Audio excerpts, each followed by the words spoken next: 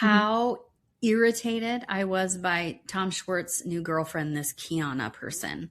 At the very beginning of the episode, the woman cannot take off her sunglasses and has them down on the bridge of her nose and is looking over her sunglasses at people at the table indoors this entire time. Don't fucking like her. I don't like her. She's got a weird vibe. Red flags. Well, she's besides the fact she's dating Schwartz, fuck off, but which is a red flag. How old is she? 27. Like and he's 27? 44 or something. She's Gross. she's a super privileged. She's got a place in LA. She's got a place in New York. She's a model who travels all over. She's the pretty privilege, the financial privilege, she's... Ugh. I can't. She's feeling herself, which women support women. Do whatever you're going to do, but it was a weird vibe. Listener discretion advised. Adult language and mature content.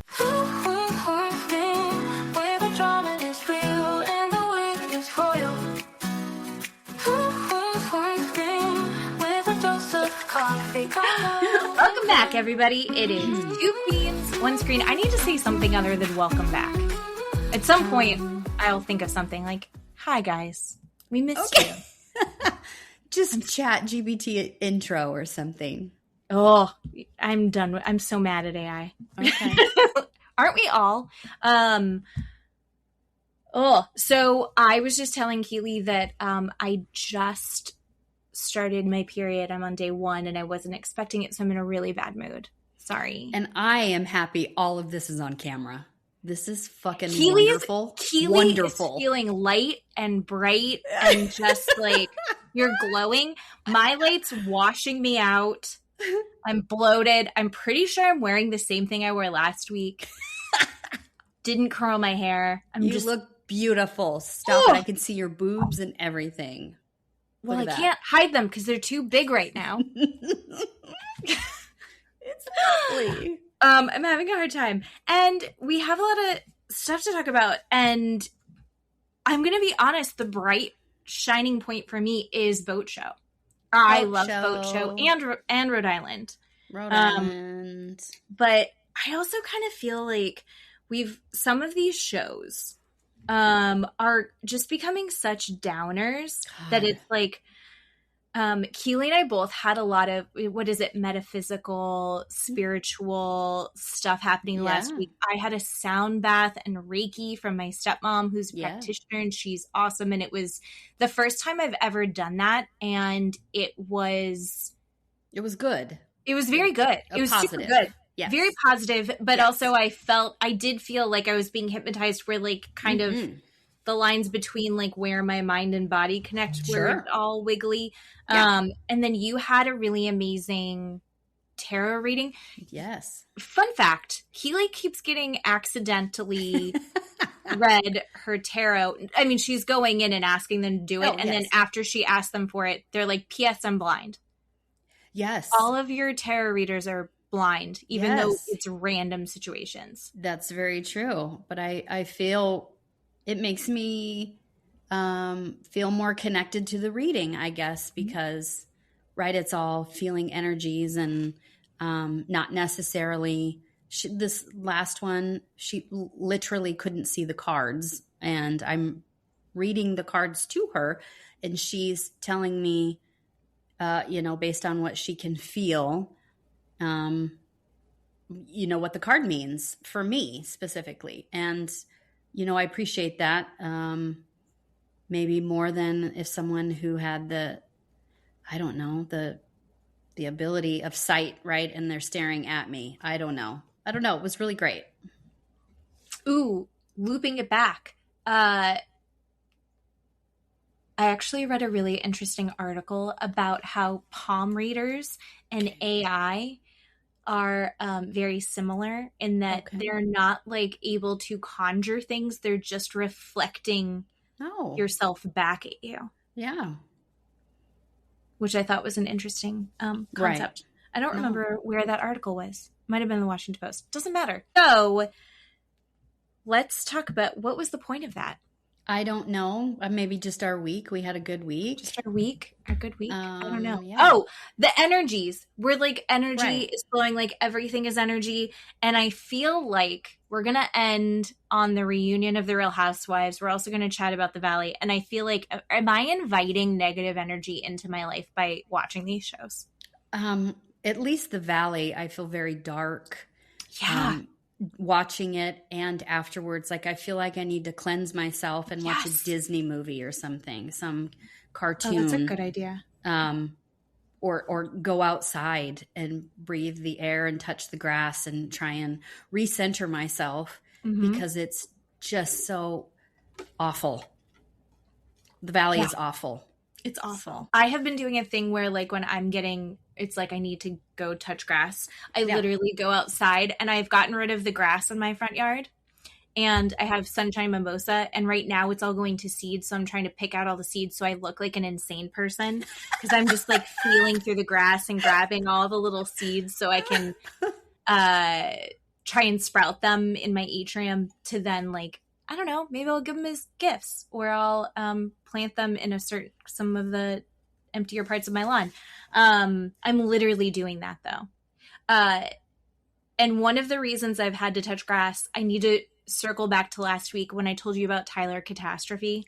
Yes. Did you watch that video that I sent you? I with did, him? and I can't. I can't do it anymore, but I did watch it. I get sucked in. I can't get sucked in. That is unsettling, upsetting, unnerving. I can't think of a lot of you words. I don't know.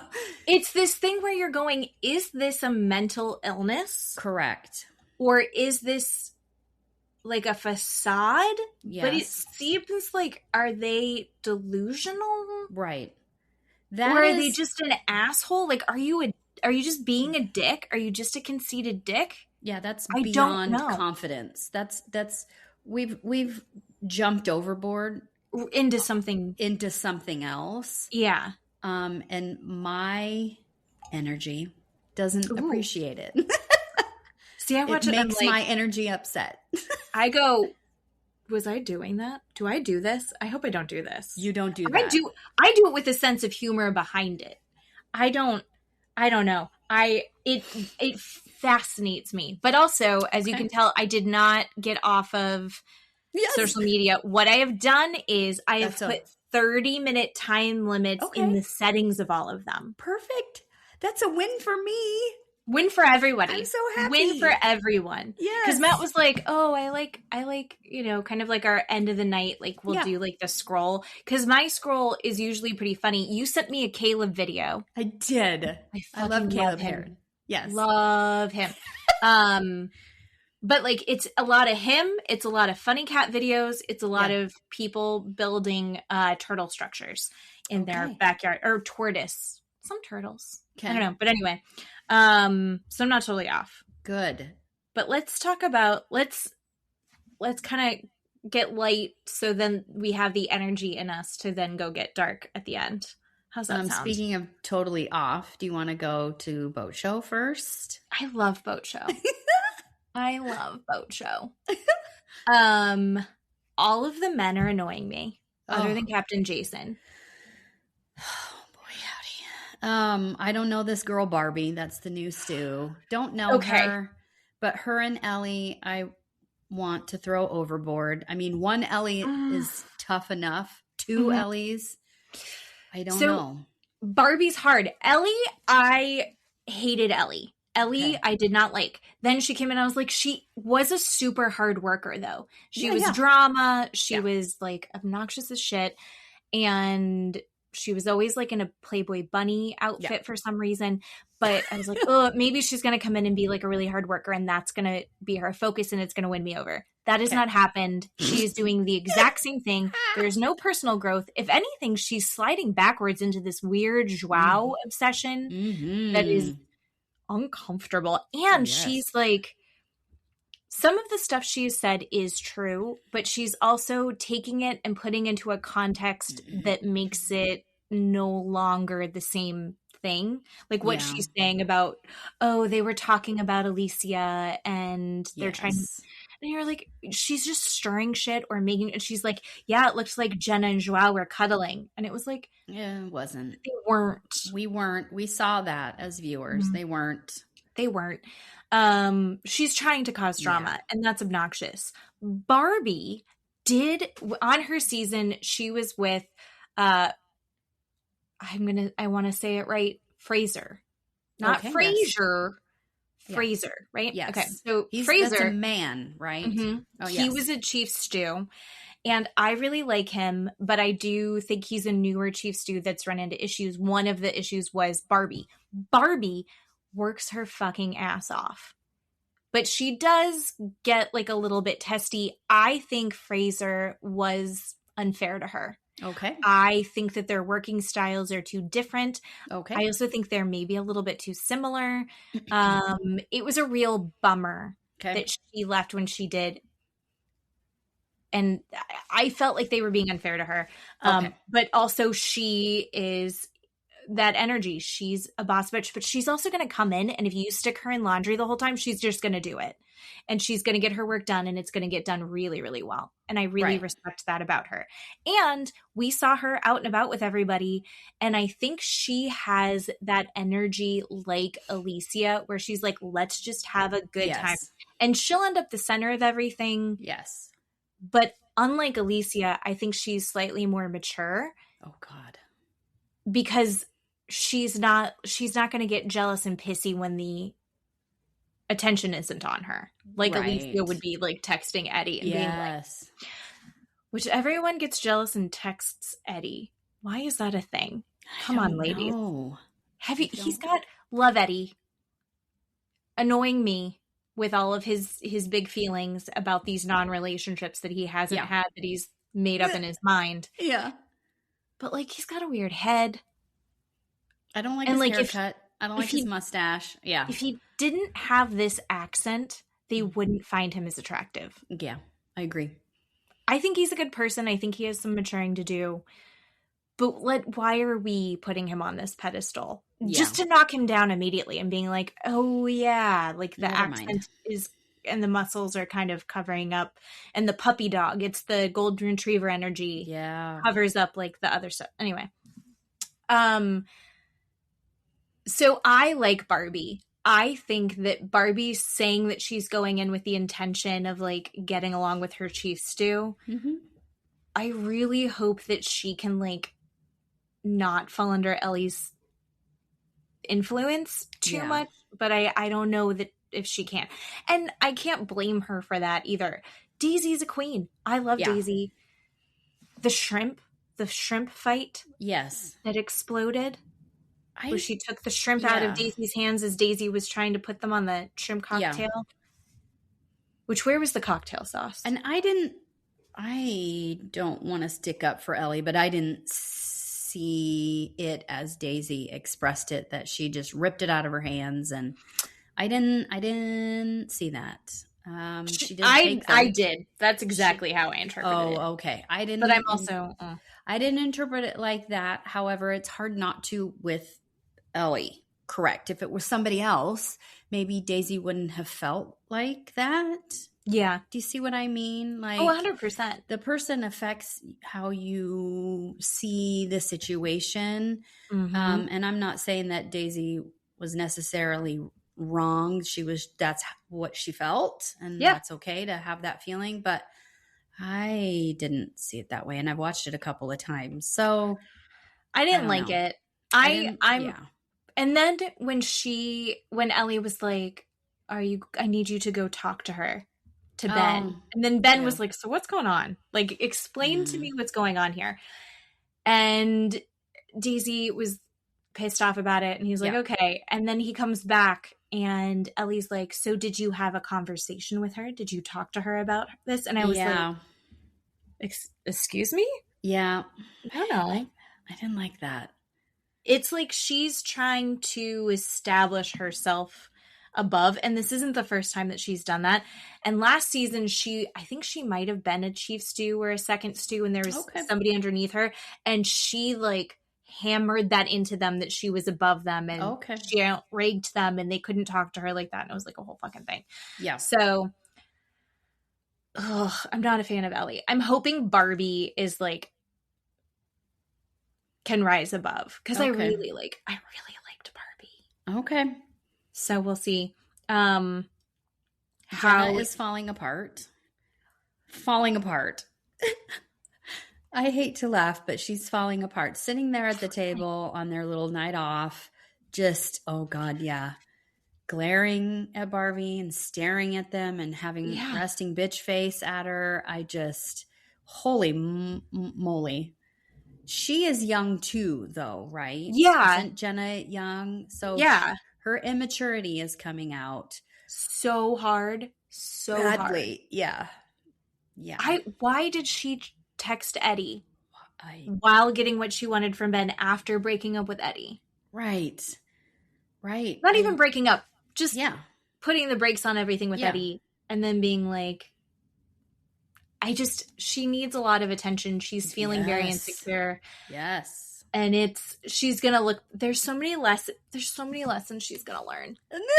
She's going to look back at this and go, why did I do that? Yes. Why was I? Yes. Oh.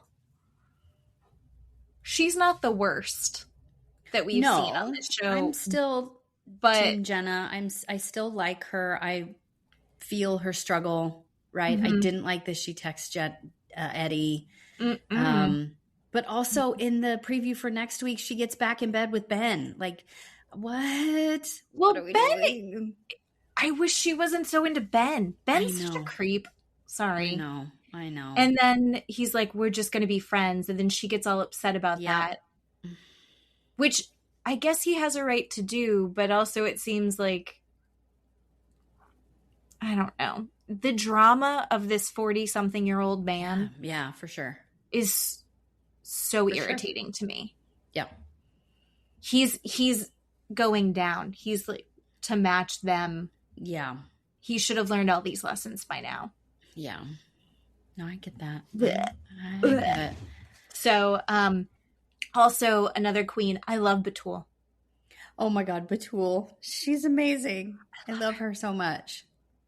Everything that she does, she's one of those people that you're like, I just want everything good for you. Yeah. And I also appreciate that she isn't involved in any of this. She is wearing one of those cones that you put on a dog or a cat after going to the vet. Like she's in her own like the world. horse with the blinders. Yeah. Like she's meow, meow, meow.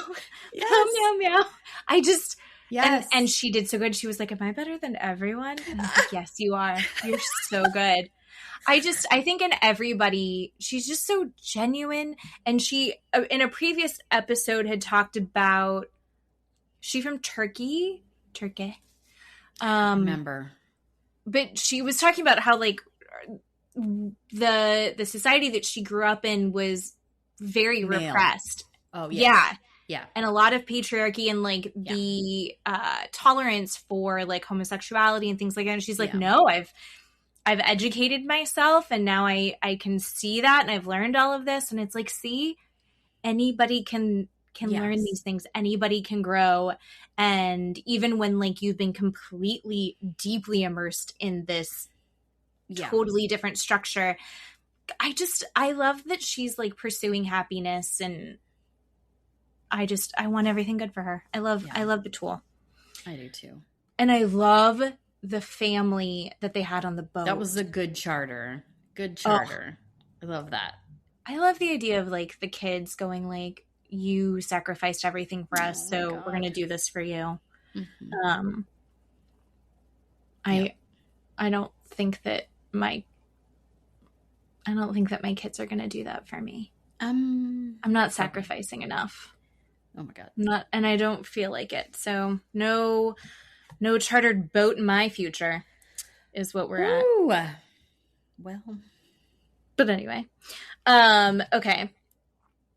You want to do Real Housewives of Rhode Island? Yeah. Speaking of chartered boats. Boats. Ashley. Poor Ashley. Oh, Ashley. feeling her feelings. So many feelings. She's crying because she feels bad for baby. other people. Then she's crying because of her baby, and she has to get off. Can you imagine going all the way out there and being like, and never mind, I'm going on a boat back? Oh, I know. God damn it. I feel like it's such a hard thing to be like, other adults have this under control. I can leave. So hard.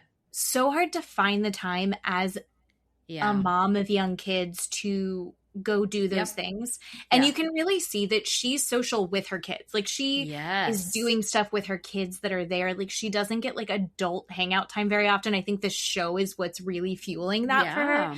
And the time that she really takes for that, they're like, he's gonna go to the hospital now. And she's like, fuck, I've got to take a boat back. Yeah. I felt, but that's so scary. I think we've all been there at some point. Sure.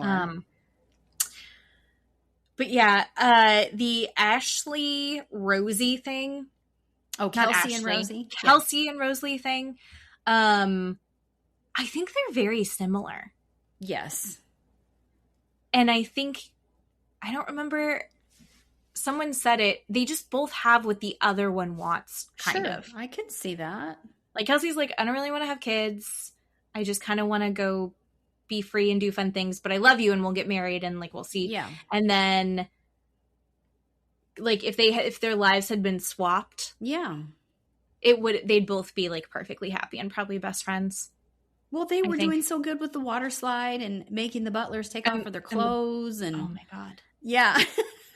They were having a good time, I thought, together. And they can, but they get in their own heads, right? It gets in the way.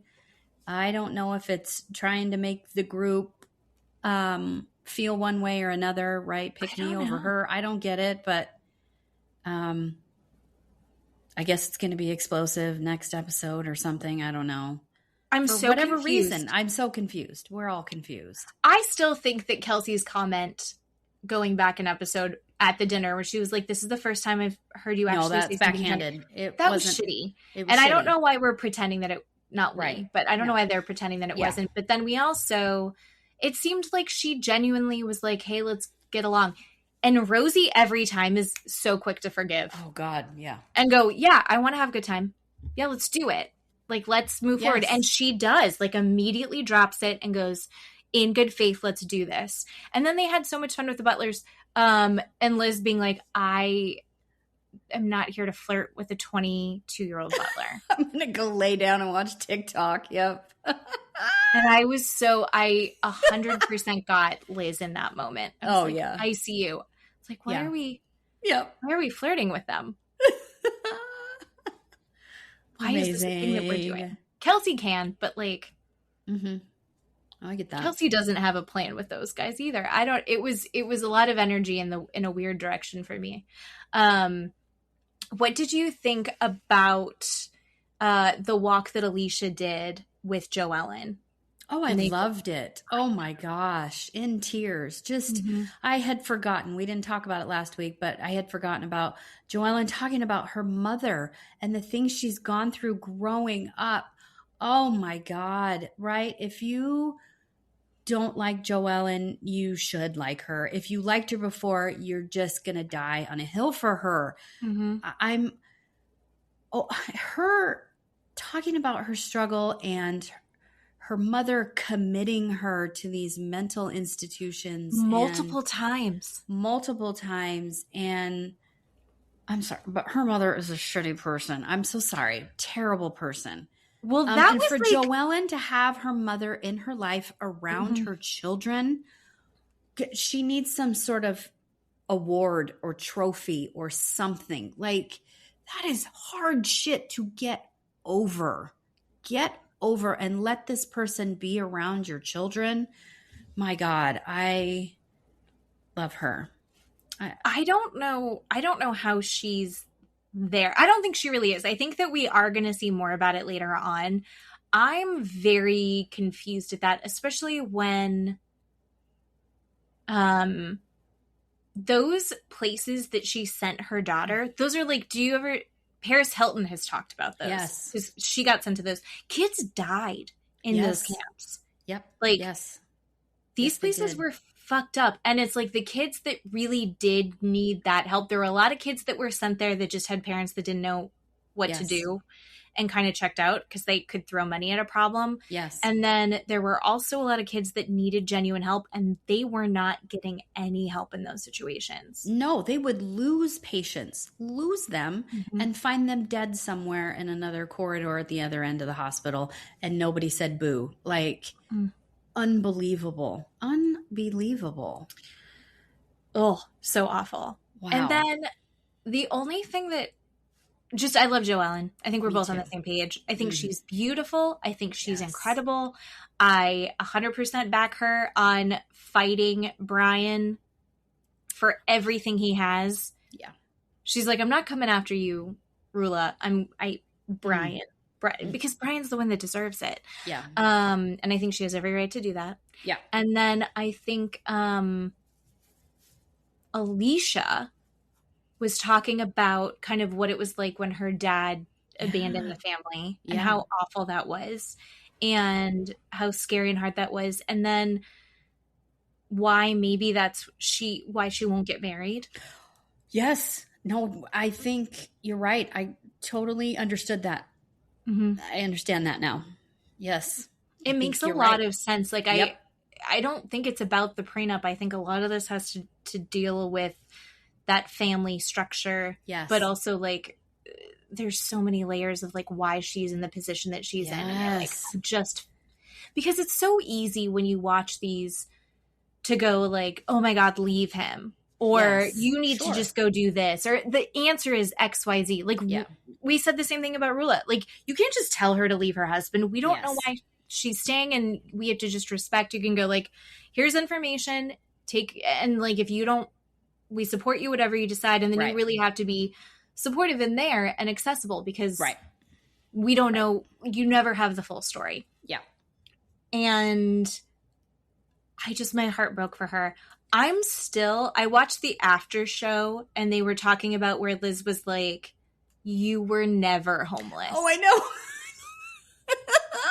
And then Alicia, God bless her, very much said something that it felt a little bit like, God, what was her name? Was it Taylor? Where she was like, from Beverly Hills. When she was like, when can we go on my plane? And I was like, baby, there is no plane. And she was like, my playroom was gone.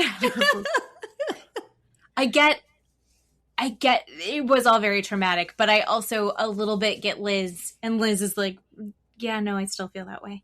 She's like, I should have said it nicer, but no, you can't say you were basically homeless. You were never homeless. Yeah.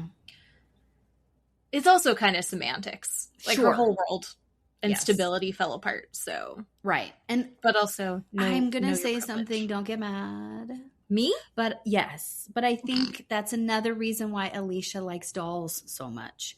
Because that makes sense. Feels so comfortable in that little kid, and she maybe she never got a lot of that. Mm-hmm. And that's why she's, fixated, and her passion is dolls, and she loves them and how it makes her feel, right? Mm-hmm. The dolls make her feel a certain way.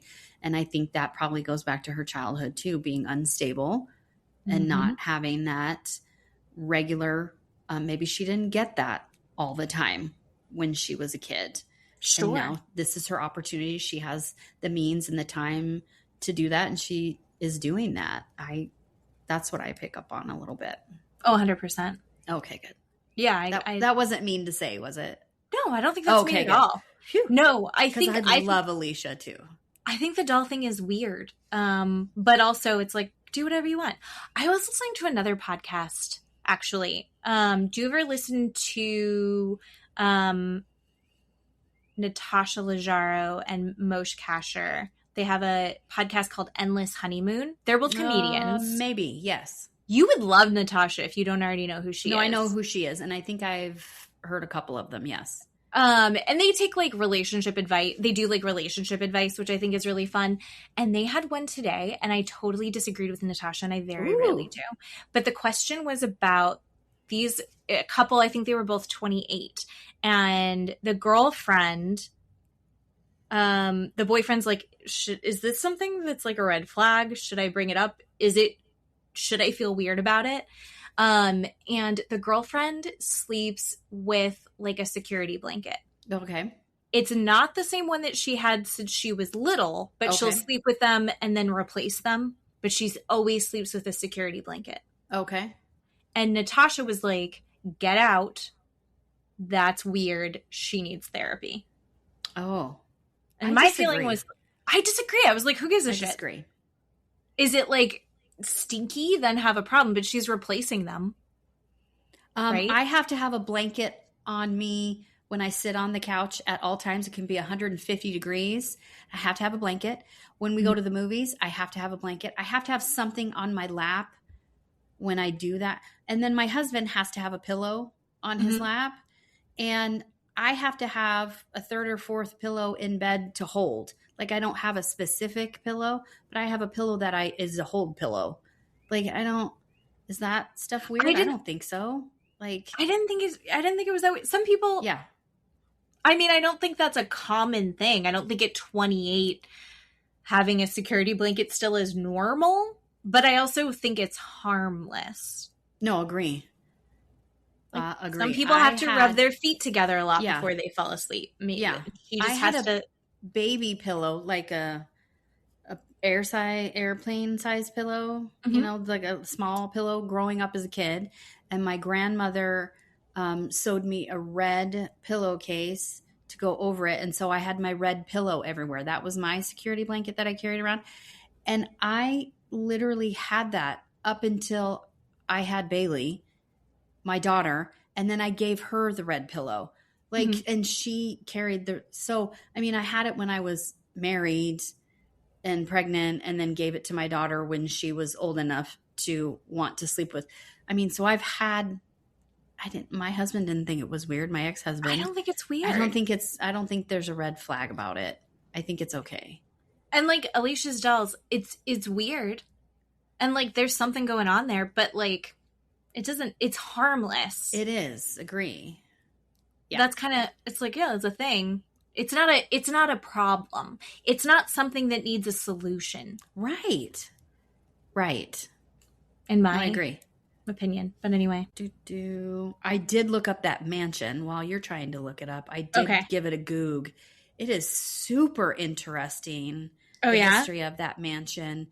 And it's also called the Carey Mansion, which apparently the remaining daughter of this Carey family empire still owns this mansion, still lives in this mansion. This mansion doesn't do tours or you can't go there and sleep there. Like, this is her home. This is this family mansion. But when it was built, they literally built rooms in other countries like Italy and France, assembled them and brought them over assembled to put into this mansion. It is incredible. Wild. Incredible. The amount, it took 2 years to build. It's just incredible. The history. You should look it up. But it changed hands a bunch of times. It was like a school for girls. It was maybe a school for boys at one point. It was something with the military maybe at one point before this last family bought it, the Carey family. Actually, now I'm going to say something dumb. Do you watch the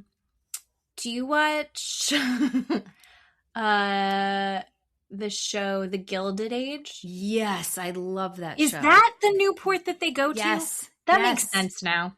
Yes. That makes sense.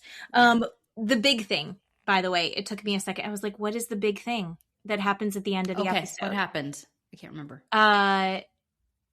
Joellen, unfortunately, Lala not present. That's right.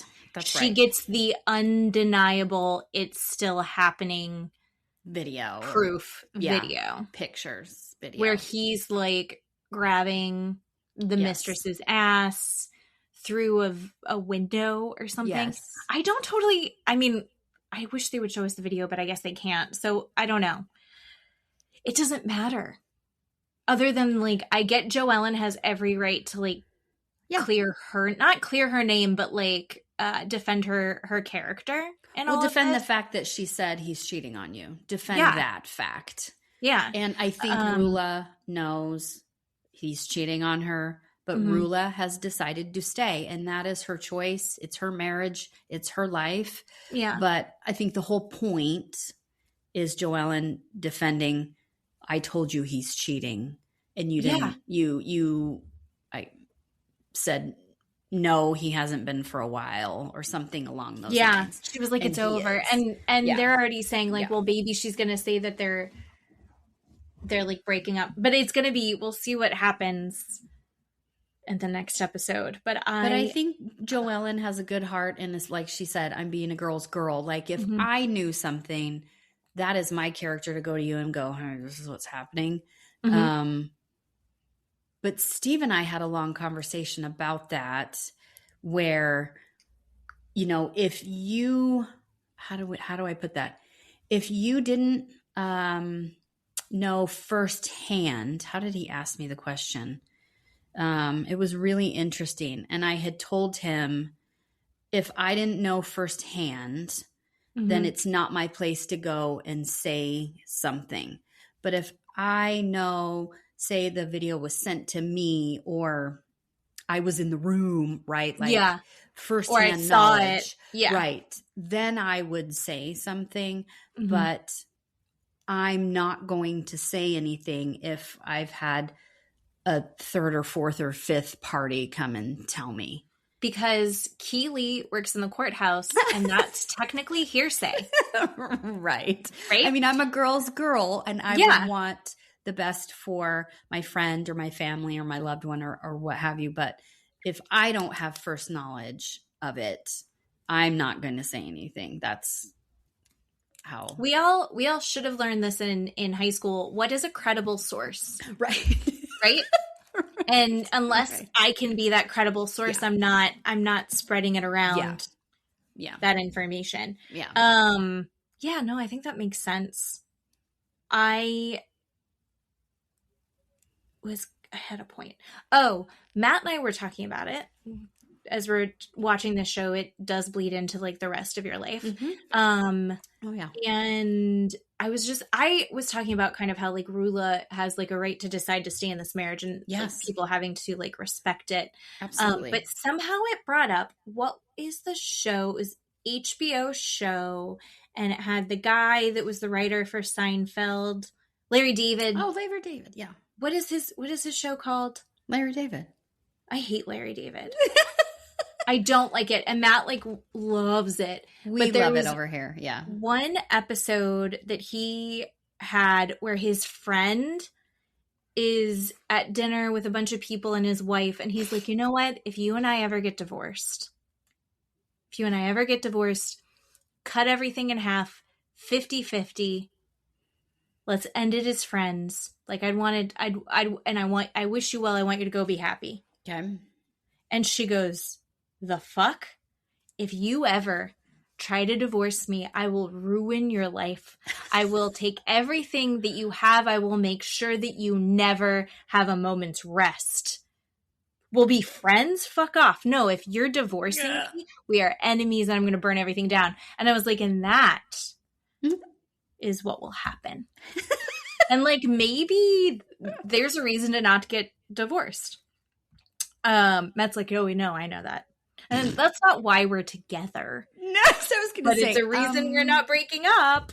I am a difficult ex-girlfriend. I think. Wow. Probably. I don't know. Probably. I would think so. Marriages aside, when you've been a girlfriend, are you a difficult ex-girlfriend, or are you like once it's over, I just never speak to you again? I just never speak to you again. I draw it out. I make everyone be friends. I make you hang out with me. Can't. No. I'm texting you like Jenna. I'm awful. Awful. Amazing. Okay. Let's talk about the Valley. The dark. My tummy hurts. You just said it and my stomach instantly started to hurt. None of it These makes bitches sense. all go to San Diego, and we have to watch garbage in San Diego. Garbage on the train, garbage in San Diego.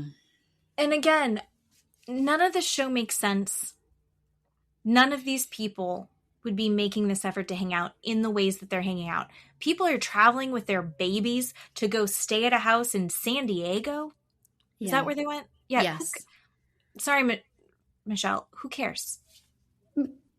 Who cares? San Diego's fine if you're going to the zoo with your kids, but like that's not what they're doing. They're going to go drink. They're going to go party with their tiny babies, and they get this giant Airbnb that they're all staying together at, and it's like they're fighting over rooms, which makes zero sense. They have different like homes on this property. They're different places, physical place, like Beverly Hills does, right? Yeah, you're Jasmine in that and cabin, Melissa. You're in that cabin, little cabin. Yeah, so smart. Yeah, and then I think they have like a baby house. There's and then the baby they have cabin. Everybody who doesn't have kids with them. And Jesse and Lala are having a cow over the biggest room. I mean, what? Why is Jesse taking the biggest room? Right. Is he paying them? When he was the one that was organizing and set it all up, great. But like, of course, Michelle and Lala should get the biggest room. One, it's kind of like they're going to go explore. Why the fuck is Jesse there? Why is Jesse there? For none of these adults would be all traveling together to go do this. Yeah. Maybe in smaller groups, but like it doesn't make sense that they're all going to be socializing together. It also doesn't make sense that Michelle and Jesse are doing this together. Nobody is good enough friends to have that kind of crossover. It doesn't make sense to me. It just doesn't make sense. And Lacy is the smartest one and not getting on that fucking train, just driving herself, right? She's not going to get in the middle of that shit. I mean, why are they on a goddamn train? They can't afford to fly there and or drive there? Why this stupid commuter train? It's weird. I have a theory. And I haven't heard anyone talk about this. Okay. This is something that no one else has talked about this. The current head of transportation, like the Secretary of Transportation, used to be Pete Buttigieg. Okay. Love him. Oh, that's right. Now it's this guy named Sean Duffy. And do you know what Sean Duffy's from? Real World Road Rules Challenge. But he was like one of the first real world people. Okay. Like back in the day. Okay. And he is married to some asshole who's like on Fox News. Okay. And they just did a documentary of doing the Great American Road Trip where they drove all over the US with their like 9 fucking children, but they're reality TV stars and he's the Department of Transportation. So my theory is that he's trying to make transportation hot again. Oh, okay. Like not public transit, mass transit. Got it. Things like that. Like I think he's trying to is there anything other than the fact that he was once a reality star in that? Got it. I don't know. Also, I learned through listening to another podcast that his nickname for that was when he was on TV as like a reality star and not for the being involved in our government was Ass Rocket.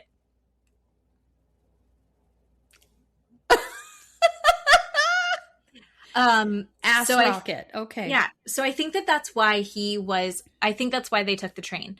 Well, that's my conspiracy theory. I love every second of that, what you just told me. You're welcome. That's amazing. So glad I brought up the train. Yeah. The train. The train. Okay. So the train, I thought it would be nicer. True. Yeah. It is in California, not Boise, Idaho, right? You would think it would be nicer. Even in Florida, it'd probably be nicer.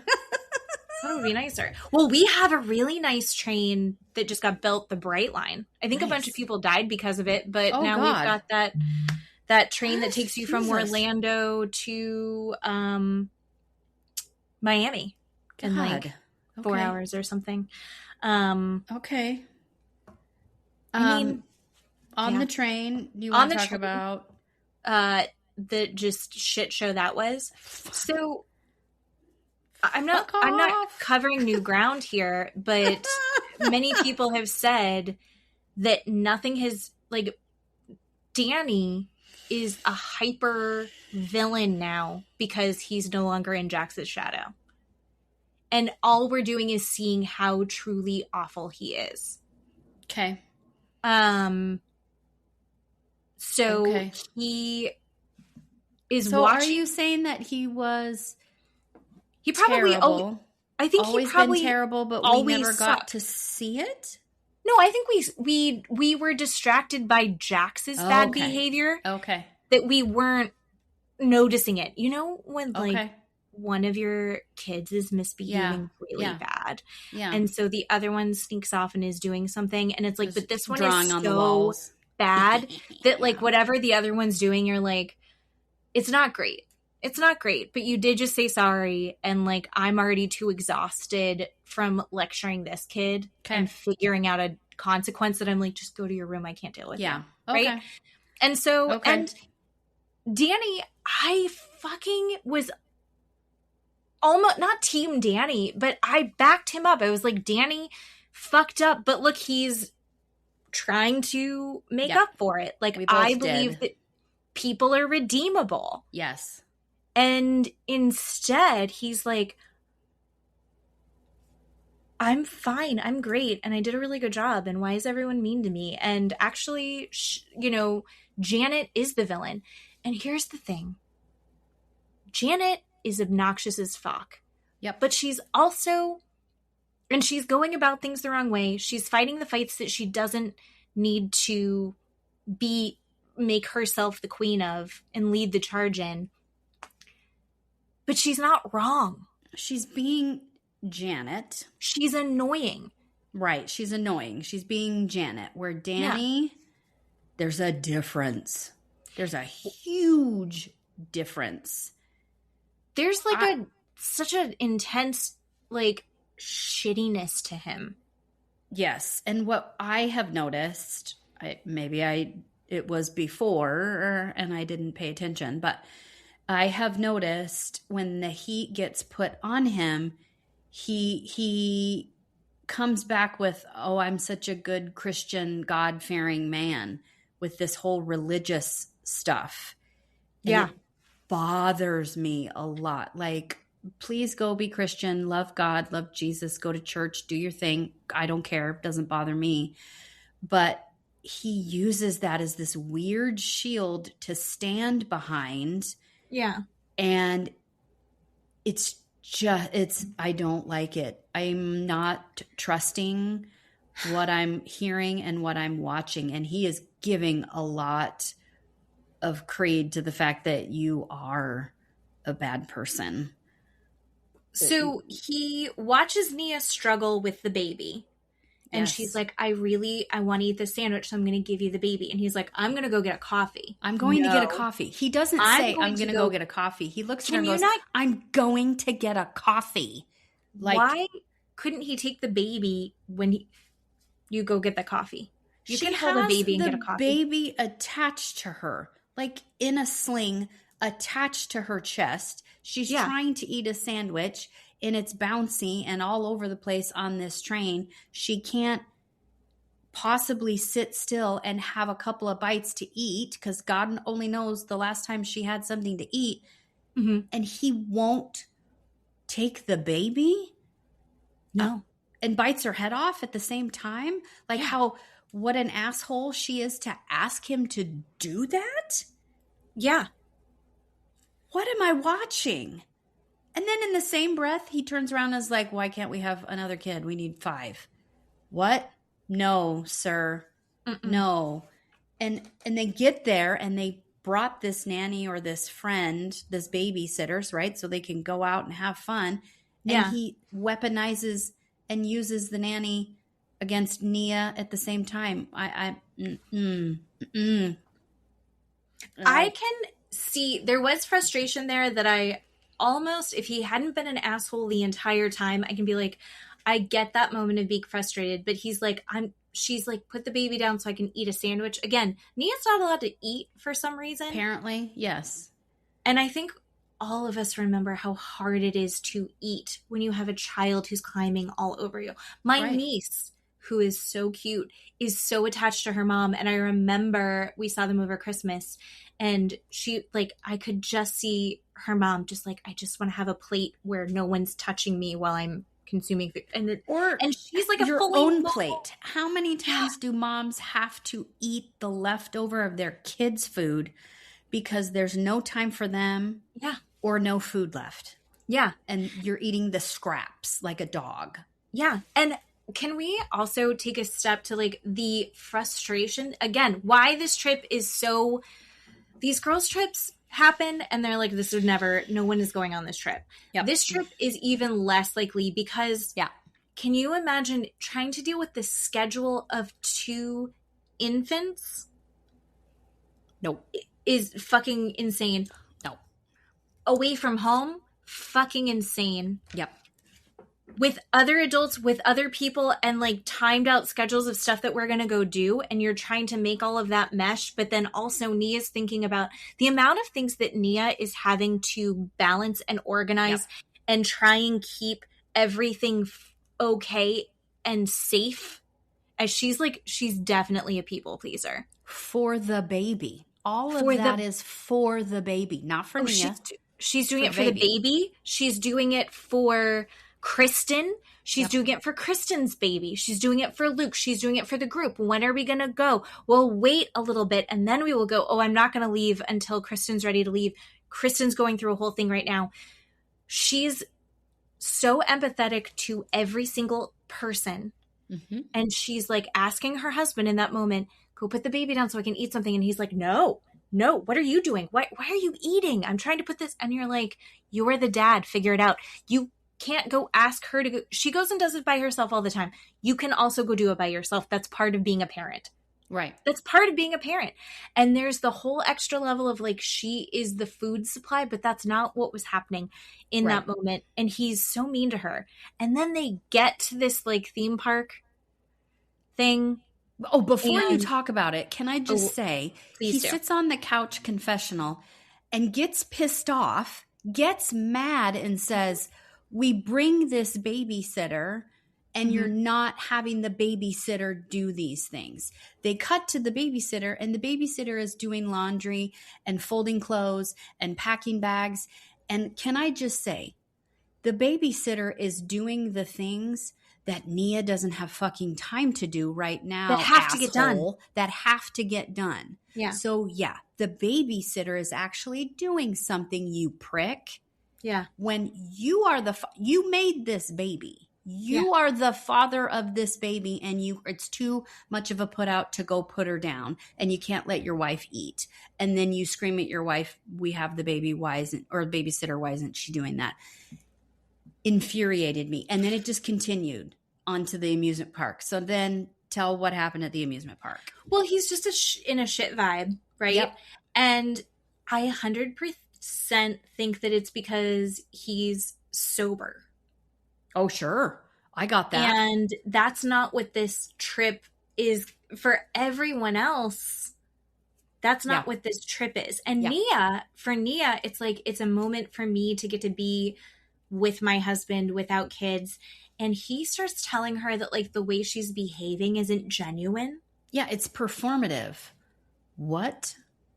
And she was like, no, I'm trying. She's trying to like, it was so painful to watch where she's like, I'm trying to find that version of myself, which fucking Luke said he wanted the old version of Kristen back. Ugh. And then you have Nia who's subscribed to this like new age Christian patriarchy, women need to be doing these things. And Nia's fully in that sphere as well, but she's a woman in that sphere. And so she's like, I'm trying to be who I am when I'm not in mommy mode. Right. I'm trying to be who I am and excited to be around you and with you without all of our children. Like the before times, this is who I am. I'm bubbly. And she does kind of assert herself in that. But it's like, even if it's like she's faking it until she makes it, fuck off. Let her Who do cares? Exactly. Why would he want a grouchy, grumpy wife? He's just going to turn that on her too and go, you're not in a good mood. We're here at a fun park and you're not in a good mood. You're not in a good mood. Yeah. So if she wasn't in a good mood, he'd yell at her for that too. So she can't win for losing. But horrible. This kind of goes back to he keeps going like, well, I'm a good Christian father. I'm a good Christian man. That's like the cornerstone of who he is. I think that this also has a lot to do with his sobriety right now. Sure. Because, and I think you and I and a lot of people have dealt with people in our lives who have different addictions. Yeah. Whether it's alcohol or drugs or lots of different things, combination of those. And there's times where like people are working on themselves. Yeah. To be sober, to not have that included in their lives. Yeah. And I think that it is worth recognizing that it's really hard to be around people who are still participating in those things. Like he's around all of this drinking, but he can't, or at least he's not doing it on camera. Right. Sure. And you can see him getting really resentful. You don't get sober just because you're not drinking. You're not doing whatever substance. Right. Yeah. There's other work that has to be done. Yeah. And somebody had been talking about this and it was about kind of like how the replacement typically will start off as something like really intensely working out or getting really into eating super healthy and clean or going to church a lot. But like he's not actually working through maybe the reasons he was drinking. Right. He's not finding those things. He's just seeing, he's not, it's like, what do they say? Like dry drunk? Like he's not drinking, but he's still in his head going like everyone else is drinking. They're not over there eating. They're drinking. And you can see him just irritated and resentful that he can't participate. Yes. And I think maybe if the cameras weren't there, maybe he would have been participating. Yes. Right? Like depending on what the group of people was. Yeah. I don't think he's not actually going out and drinking. No, I agree. And that's allegedly, that's my opinion. That's my opinion. That's my conspiracy theory here. But like, I think that I don't think that for most people, when you have something like a real alcohol problem, I don't think going to church is enough. Agree. To really give you all of the, like, you need someone to help you recognize and dig a little bit deeper than just like, I'm going to go to church. Yeah. Right. And he's we're watching him be a shitty husband. And I think Nia's trying to stick up for herself. But like, if we're watching him do this, what is he doing when we don't? Oh my God. I thought that too. Yep. And it looks like next week is going to be worse. Yep. Yes. I don't know. I'm feeling like a little dragged down by that whole show. Because it's also like drama for drama's sake. Yeah. I'm also like, I want to be Team Michelle, and then we're going to see Lacy come in. Mm-hmm. And Lacy's having a breakdown because of the text that Michelle was sending, and it, it's triggering for her. And you're like, yeah. I know. Everybody's just in these shit positions that don't make sense. Right. Divorce is hard enough. Right. Having kids is hard enough. Navigating friendships is hard enough. And then we're forcing them into these bizarre scenarios where they're all in the same room. Yeah. So. Yeah. I watched a clip of Kristen Doty doing a podcast this week, and I don't remember the name of the podcast, but the clip of the podcast was the interviewer asked her, okay, Kristen, what is the worst thing that you've seen on camera, either in Vanderpump or the Valley? What's the worst that someone has acted that you think is terrible? And she said, the finale of the Valley, this year's finale. And he was like, what? Even over Vanderpump? She goes, even over Vanderpump. This is the worst thing that has happened on camera. I cannot believe it's happened. And he goes, well, can you tell me who it is? And she said no. And he said, can you tell me what they did? And she said, this person threw something. And she goes, that's all I'm going to say, but everybody is going to lose their shit when they see it. And so I'm super interested to see, I mean, clearly this isn't going to end not being dark and not being upsetting the season. So, yikes. I don't know. Boat Show has some darkness to it. Mostly it's immaturity and we're watching people make mistakes. Yeah. And we're watching Rhode Island, which has the vulnerability of these women has been incredible. Yeah. They balance it with so much fun, silliness, goodness, real friendships, and real genuine connections. I'm just not seeing that in the Valley. Oh my God, no. Nope. I mean, I do want to see what gets thrown. I mean, I'm going to watch it. We're going to watch it. But I don't know if we need a but... season 4. I don't know season 4. I hear you. Yep. I know. No season 4. Yeah. Can I just say really quickly before we wrap up the Valley, how irritated I was by Tom Schwartz's new girlfriend, this Kiana person. At the very beginning of the episode, the woman cannot take off her sunglasses and has them down on the bridge of her nose and is looking over her sunglasses at people at the table indoors this entire time. Don't fucking like her. I don't like her. She's got a weird vibe. Red flags. Well, she's besides the fact she's dating Schwartz, fuck off, but which is a red flag. How old is she? 27. Like and he's 27? 44 or something. She's Gross. she's a super privileged. She's got a place in LA. She's got a place in New York. She's a model who travels all over. She's the pretty privilege, the financial privilege, she's. Ugh. I can't. She's feeling herself, which women support women. Do whatever you're going to do, but it was a weird vibe. And she went in, I don't know. The whole thing was weird. And then you have Schwartz that's like, he's like the puppy that you walk into your friend's house and they have a dog and they're like, he's really excited to see you. Jumping up all over me. It jumps up and then it lays down and it just keeps showing you it keeps laying down and showing the belly and then peeing on itself. And you're like, why are you okay, I know it's, he's so happy to see you. It's like, yeah, but can you go get the paper towels? I don't. Do you know who doesn't do that? Any of my cats. Right. I couldn't. I was annoyed with that. I just want to put that out there. He's embarrassing. 2 thumbs down. Yeah. She's hot. She's crazy hot and she's clearly very confident and she's got a career that's letting it all happen for her. So like, I think there's a reason for it. It was like there was something off. And I think honestly, I got the vibe that she was coming in trying to portray herself as very confident because I think she probably didn't feel super confident. Oh my God. That's why she brought a friend. Shut up. No.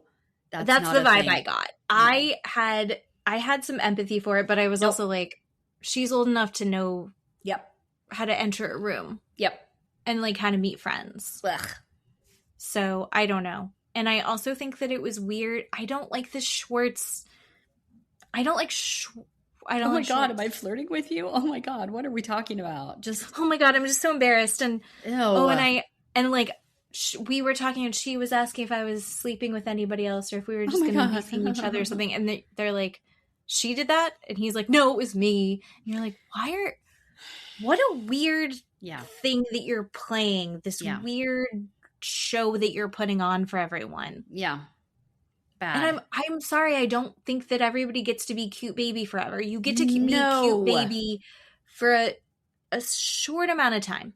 Yeah. And not even everyone gets to be cute baby. So the fact that he is milking it for this long is just embarrassing. Yeah. Yes. You can be cute baby when you're Schwartz in Vanderpump up to season 3 maybe. Sure. And then after that you gotta stop. You gotta stop. Ooh-wee. He doesn't belong on this show. Mm-mm. Okay. Now we're going to talk about the finale. The final end. Fuck, finally. Of Beverly Hills. Okay. Overall, the first half of this season was great. I think. Mm-hmm. And I loved it. Mm-hmm. And then it just, like, got worse and worse and worse. Yes. They're in Italy, and it's just fighting the whole time. There was no fun in Italy. The most fun in Italy was Bose and Rachel Zoe squishing grapes, and Rachel Zoe was miserable. Yes. Yeah. There was nothing that they did that didn't have tension or someone pissed off or someone upset. Right. And that's not Right. fun. No, it's not fun. But I also think this part 3 was kind of a dud, kind of meh. You know, I mean, we're still talking about the same thing over and over and over again. Mm-hmm. Well, I have some criticism. So let's just get it out of the way. Let's just get it out of the way. Because, well, let's just fight immediately. Do it. As I've watched this reunion, and as more information has come out, and I don't love it, but Dorit came into this reunion to fight her battle, right? Like, she's in there. She didn't come in here for resolution, which Andy says he's looking for. There was no resolution. There was never going to be resolution. Mm-mm. Dorit came in to make a point to kind of defend her character and to point out, like, how everyone else had, like, really crossed a line. Like, she had a battle plan. Yeah. Which is her right. Yeah. I think Erika and Kyle thought that, like, there'd be some sort of, like,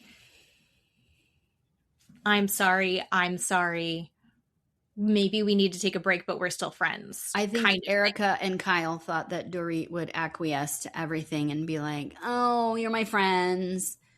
Okay, I believe everything you said. Blah, blah, blah. And that's not. She was the exact opposite. Not. She was like, I'm going to take you bitches down. Yeah. And I'm going to explain. I'm going to make point by point every fucking thing that you did wrong. Yeah. And which is fine. You have a right to do that.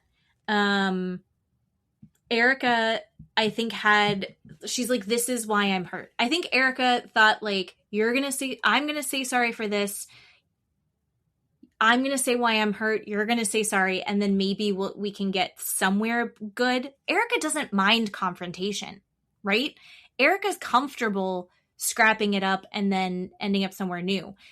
Kyle and Dorit both have to win. Yeah. Kyle and Dorit are like, they'll say sorry to then get higher ground. Yes. But they're both in there to win. Yes. And I'm on nobody's side really at the end of it. At this point, like, I'm really definitely not on Kyle's side the most. But as far as, like, Dorit and Erika go, I think they did have a genuine friendship. And I think they're both too hurt to move forward. And they're both too mad to see that, like, you both do love each other. You both do care about each other. You both have very hurt feelings. I think both of you, I think Erika is willing to, like, go, like, if Dorit would go, I am really sorry. That sucked. And not, I'm sorry. Do you see my point now? I think that they would have come back together. But Dorit her goal wasn't to come back together. Yeah. Is what I think. Which makes me go, then what is this show? They're like the top 3 of this show. So what is this show now? Yeah. I don't know. I found Dorit really irritating. I get her point, but that's why this, I think, finale was such a dud, was because she was fighting and made all of these points over and over and over and over and over again. ad nauseum. And we're like, okay, we get it. She kept turning every conversation back to that. She'd be a great politician. She was staying on message and we couldn't get away from it. So I think like there was no climax of now we're getting to it because she had been hammering at it from the very beginning. So I think she got what she wanted. I just don't think it's like Janet. It's like, you're right, technically, but now I'm exhausted. And this is why no one votes for Democrats. Like, this is what it is. Also, the PK releasing, because we all know it was PK releasing it to TMZ, right? PK releasing the text messages about Dorit's spending and showing her spending and kind of the messaging back and forth. You know, to the average person, when I saw those numbers, I was like, oh shit. I don't know what it's like to have that kind of money. I don't know how that works. I don't know where her money's coming from. I think that Kyle, part of her was genuine in her concern, but I also think that it made Kyle feel better than her. And we saw Kyle make shitty comments throughout the season and then even at the reunion. So it's like, I think Kyle thinks that she's operating from a place of I care about you and I was concerned for you, but really it's a place of judgment, which is not a new point that we're making. I don't know. I'm just kind of like done with the three of them. I don't think that they're like, it's the same as Valley. Why are they going to be friends? Where are we going to hang out? Where are they going to be together? Mm-hmm. I don't know. Oh, I have different thoughts. Okay, you have different. I knew we were going to have way different thoughts. I know. Here's my thing. Yes, Dorit ad nauseum, this entire reunion kept going and kept going and kept going. The reason she did that is because the entire season, that's all that they did to her. Mm-hmm. All that they did to her, the entire show, is get after her and go after her and say these things over and over and over to her. Yeah. So, of course, she's going to go on the reunion and stand up for herself and ad nauseum go over these things. But you said this and you said that. And in my mind, these PK messages that were released vindicates Dorit in the fact that Kyle did exactly what Kyle wanted to do in the fact of making Dorit look like an asshole and affecting their divorce by saying these things that she's spending too much money, she's erratic, she's emotional, she's dramatic. So what does PK do? He releases text messages showing money amounts of what Dorit is spending, showing these text messages that aren't great in the tone that Dorit is saying. It's proven everything that Kyle is trying to do, that she's claiming she's not doing. And Dorit's this is exactly what you're doing. And it has proven it. PK releasing this shit has proven it. And in my mind, I am more on Dorit's side than Kyle and Erika, because now Kyle has proven her point and has ruined, come between, got in the middle, made this, she didn't have to do any of this. Mm-hmm. And now PK is releasing, and now this divorce is even worse in the public eye. And also, PK is the one that tried to get Dorit on the show in the first place. Dorit did not want to be on the show. PK pushed her to be on the show. PK also knew who she was when he married her. You know the person. You know that she spends money. You know this is her lifestyle. This is what you're signing up for. And to backtrack and put this shit out to do the exact opposite and go, look, I'm not spending as much as she is. Fuck off. No one, I've said it before, in a divorce, women are the ones that are looked at for their attitude, their behavior, what they say, and how much they spend. They never look at a man for that, ever. I don't understand why. PK is spending just as much money as she is. Who the fuck cares what Dorit is spending? Who cares? Who cares what PK is spending? Who cares? Why do we have to care about it? We don't have to care about it. But to prove Kyle's point, now we all care about it because Kyle is a bad friend. And Kyle never, ever wanted Dorit to win in the end in this relationship with her, with PK, in this marriage and the divorce. And it makes me sick. It absolutely makes me sick. Erika, don't even get me started on Erika again. Last episode, when we released our podcast, I got more hate mail about being on Team Dorit's side and telling me to shut up and telling me to hush. And, Erika has every right and Dorit's a bad friend. And again, it is hilarious to me that the public is so triggered by someone not liking Erika. Mm-hmm. It's fine. You're going to be fine.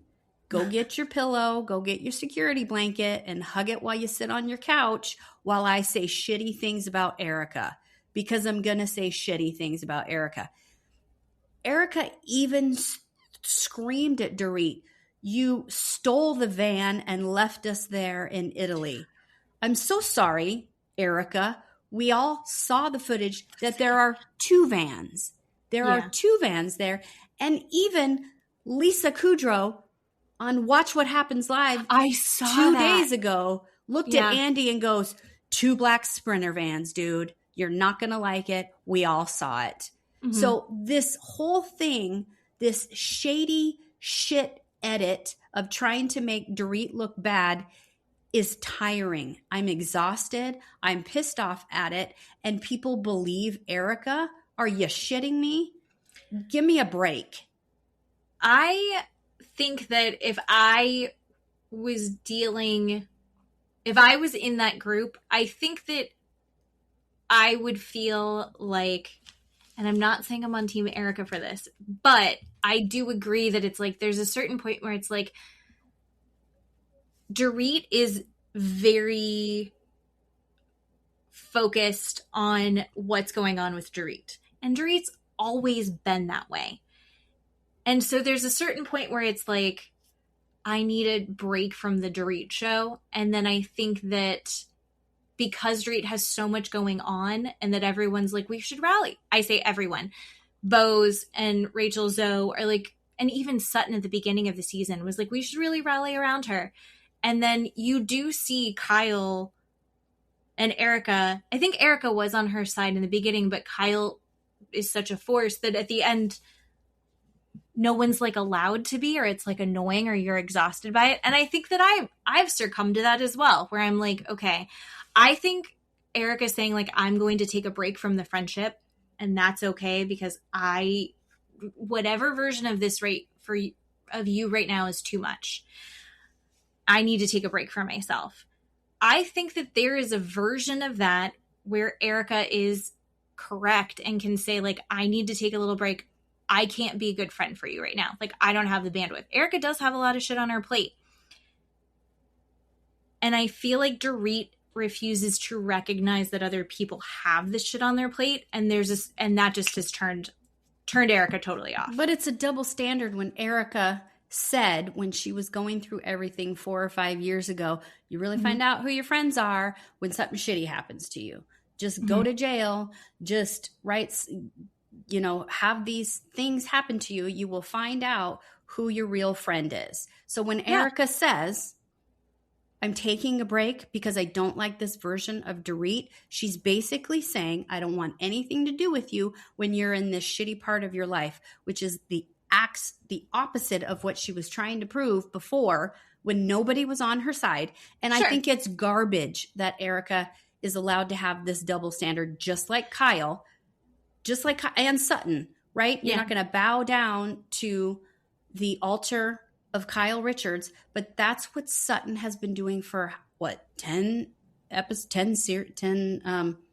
seasons or however long she's been on there, she always bows down to Kyle. She tries to get in Kyle's good graces by doing whatever she's doing. You know, you see it ebb and flow with Kyle. And right. But then she says, you know, I'm not going to do what Kyle tells me to do. Yes, you are. Yes, you are.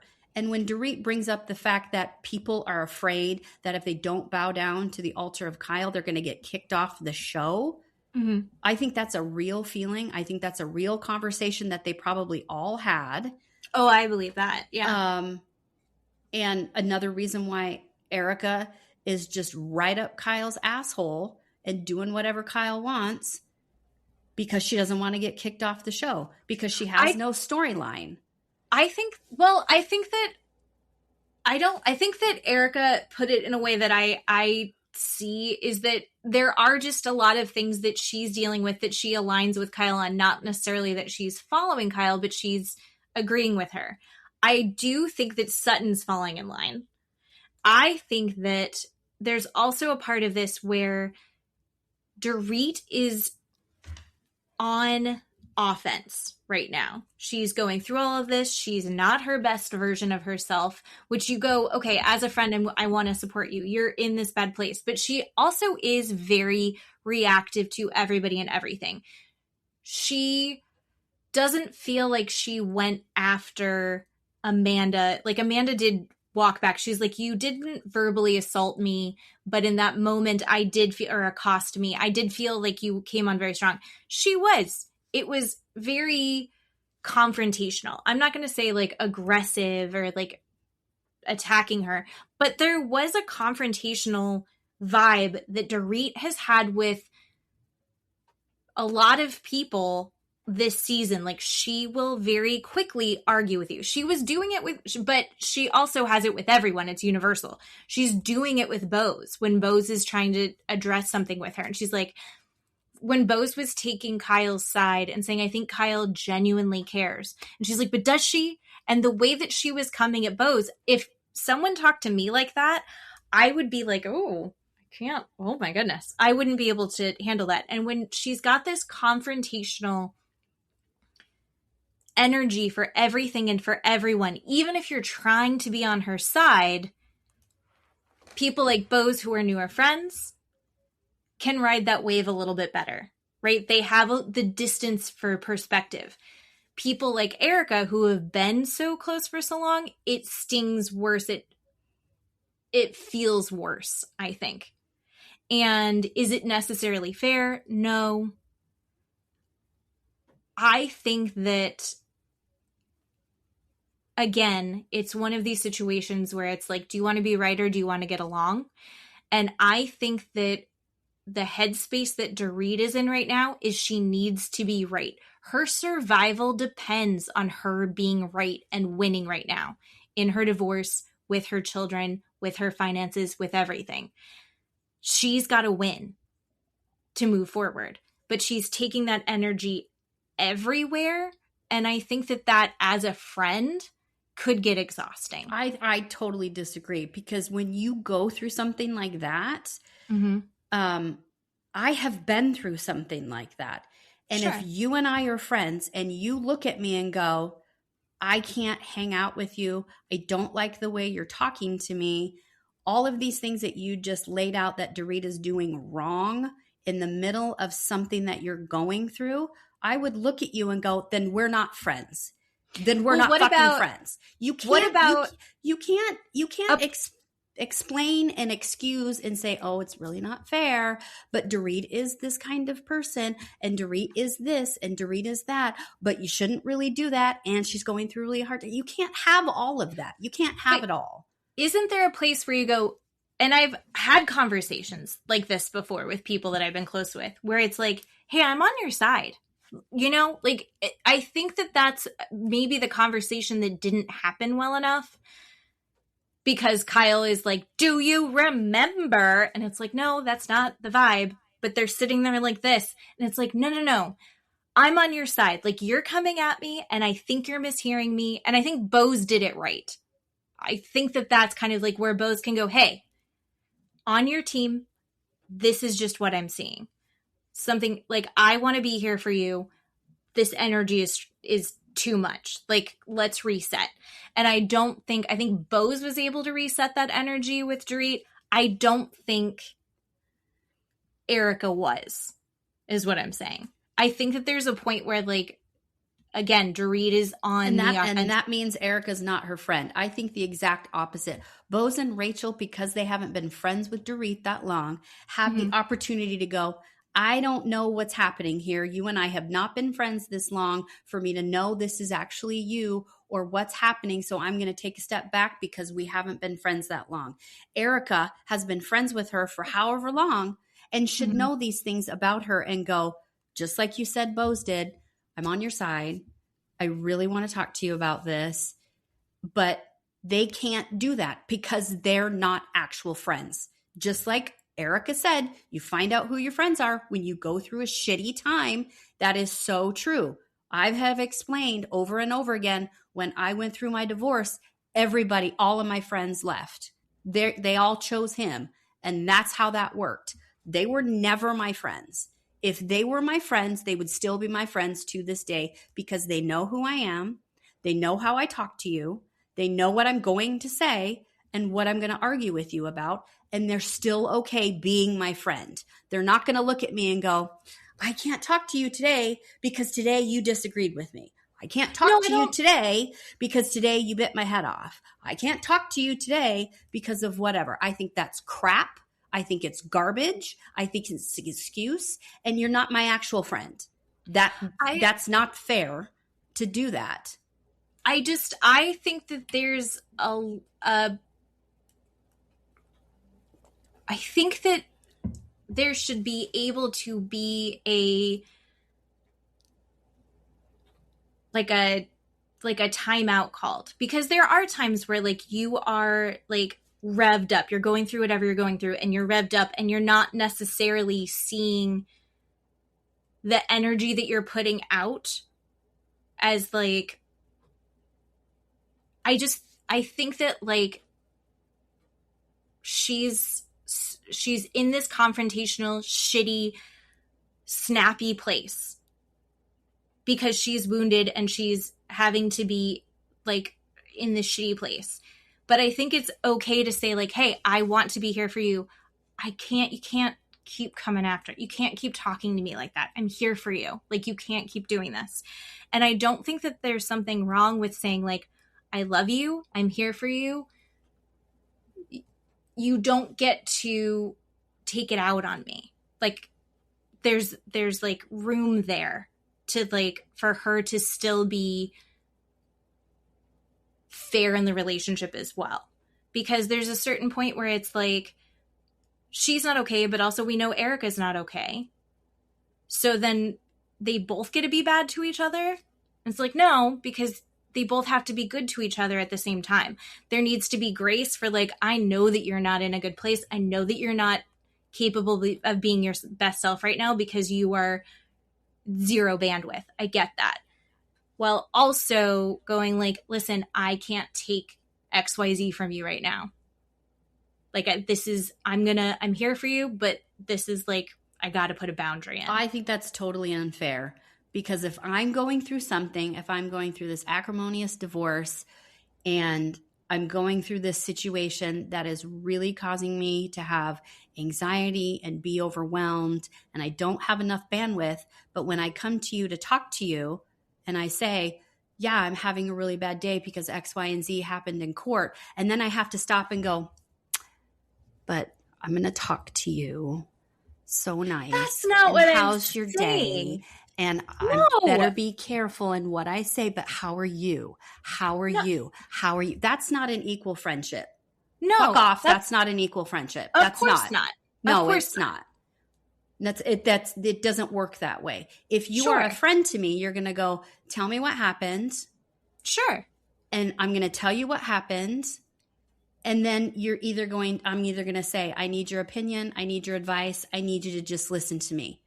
Sure. I'm not going to have you go, I don't like how you just told me that. You told me that very aggressively. And you told me that you came at me and it really hurt my feelings that you came at me. Well, I'm a direct person and I tell you what I feel and how I feel it. And I'm sorry, if you don't like it, then don't ask me that question. And I guess we can't be in a friendship. It's not fair. It's not fair for me to go, I'm going to temper my words. I'm going to, I wonder if it's okay if I say this. I probably should be worried about how I act and what my energy is. Fuck off. No. If you know I'm going through a hard time right now, sure. Either you're my friend and wanting to support me and listening to what's happening, or you're not. That's it. That's like saying, if I'm not in a good place, I can do and say whatever I want. Nope. That's not what I said at all. Then because I'm not going to go, I'm going to go shoot him in the head. I'm going to go rob that bank. I'm not going to say that shit. I'm going to tell you what's going on, because if you're a friend, you're going to ask me what's going on. How was court today? Did you go into any meetings? How were the kids at school today? You're going to ask me these things because you care about me and my day and how I'm doing. And I'm going to tell you, the kids had a really bad day at school today. Or I had a really tense meeting with my lawyer that I walked away crying because they told me things that I didn't know, and I'm upset about it. Whatever the situation is. And then you're going to look at me and go, do you want my opinion on maybe next time when you see your attorney? Do you want my opinion on what she told you? Do you want me to just let you cry for a minute or let you yell for a minute? Do you want, this is what happened to me when I had a bad day? You know, that's what a give and take friendship is. Sure. Not this mamby-pamby pussyfoot shit that you can't handle when I say something to you. That's a bunch of fucking garbage when the second ago you just said, I'm not going to bow down to the altar of so-and-so, or you find out who your friends are when you have a really bad time. You can't have it both ways. That's what I'm saying. That's what I'm saying. And they've been at her the entire season. The woman has been attacked the entire season. She has an acrimonious divorce on the outside. Her kids are going to school. They've been homeschooled this whole time. It's anxious and overwhelming for her, and she feels bad, right? That's something she has to emotionally deal with and cope with and figure out how to make her kids feel better. She should be able to go to a party and not have someone go, you spent $10,000 on that when you're going through a divorce? Fuck off and die. Jump off a bridge, please. I'm not on Team Kyle. I think Team Kyle sucks. I'm simply saying that I think that there is a time where you go like, Erika also is going through things. So when she's getting lumped in with Kyle and she's just trying to say like, I'm here for you, here's what we're seeing. And then unfortunately, Dorit comes in hot and is like, they're not going to be able to come together. I think we're kind of agreeing with each other. No, I agree that they're not going to come together. No, you're right. And I agree they should all take a break. Yeah. I just think that Erika also has some standing to be like, Erika also needs a friend. And there's a certain part where it's like, you're making me the enemy and I'm not trying to be the enemy.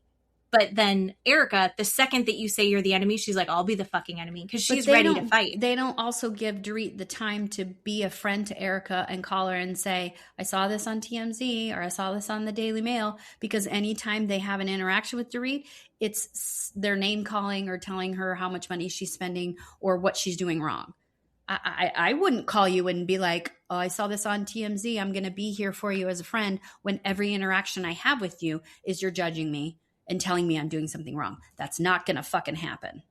So they never gave her the choice. They never gave her the option to call Erika and go, are you okay? Is there something going on? Everything, what's happening? They never gave her that option, ever. And I think that Erika even was saying, like, she's got her own stuff. Like, she doesn't know. I don't think anyone thinks that Dorit should be checking in with Erika. right? Even Erika didn't necessarily think that Dorit needed to be checking in with her. She said that. She's like, she's got kids. Like, I'm not putting everything out there. It's just what's in the news. Where would she have found out about it? I'm not putting it out there. I'm not saying, hey, this is what just happened with the lawsuit. It's just what happened in the news. And that's when Rachel Zoe brought it up. But then later on, she's like, I'm going through hell. And Dorit's like, what do you mean you're going through hell? And it's like, but you did kind of know. It's just that we're not talking about it. So it's like, you can't bring anything to Dorit right now. Dorit doesn't have the bandwidth. A good friend would not be like, by the way, I'm also going through this really intense shit and I'm not okay. If it's this whole other thing, right? Like her for the whatever millions of dollars. Whereas Rachel Zoe can be like, I'm also going through this hellacious divorce. They're more in sync with each other. It makes sense that they can sit there and commiserate because there's not a lot that Erika can commiserate with Dorit right now. They're in totally different zones of like crisis. I just kind of think like, I think they do need a break from each other.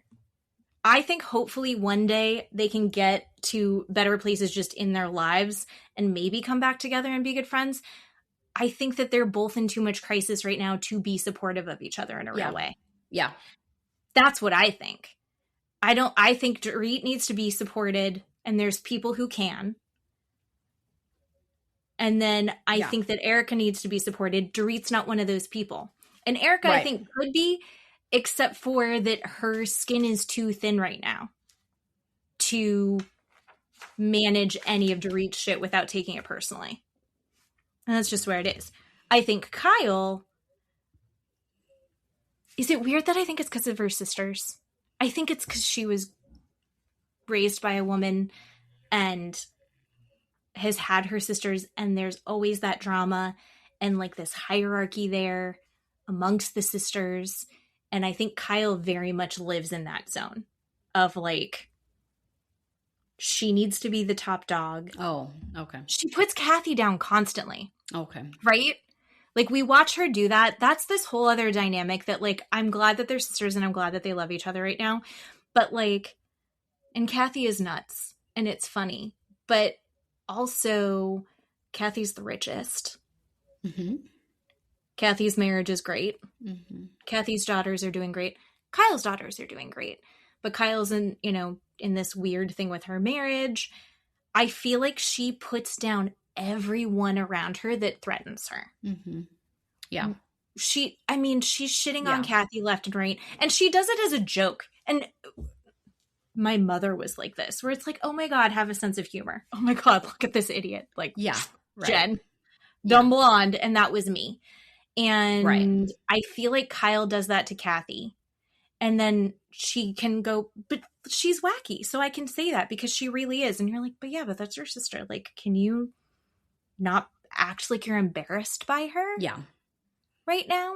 Yeah. And Kathy's oblivious and it doesn't bother her. She shakes it off. Kim and Kyle, it's all fucked up. Kyle does it to everyone. Yeah. She's in a different money situation than Dorit. Yeah. She talks shitty about Sutton even when they're like, it seems like they're okay. I just feel like she's constantly one-upping. She's backing up Amanda as Amanda's trying to kind of one-up. Oh my God, I know. Yeah. Yeah. So I think for Kyle, it's a hierarchy thing. And I think that she needed to feel like she was doing divorce better. Yeah. And I don't think Kyle is ever going to be really friends with Bose because she feels threatened by her. I think she'll pretend, maybe get along. We can be in the same room. But I think you're absolutely right that Bose definitely threatens her. Yeah. Because Bose is such an established woman on her own. Right. Right. Kyle doesn't have a business. No. Kyle hasn't created this. People don't listen to Kyle, right? They listen to what Bose has to say because Bose is educated and has worked in the workforce, not being an actress, right? And people are going to listen and ask her for advice where they're not necessarily doing that with Kyle. And she definitely is threatened by that. Yeah, I think so. Mm-hmm. And I also think that Bose is very comfortable in herself, and I don't think that Yes. Kyle is. No, agree. That's why when she's not drinking, she's obsessively working out. Right. And I do agree with Dorit when she said, I think when they're not filming that Kyle's back with Morgan, even though she says she's not with Morgan anymore.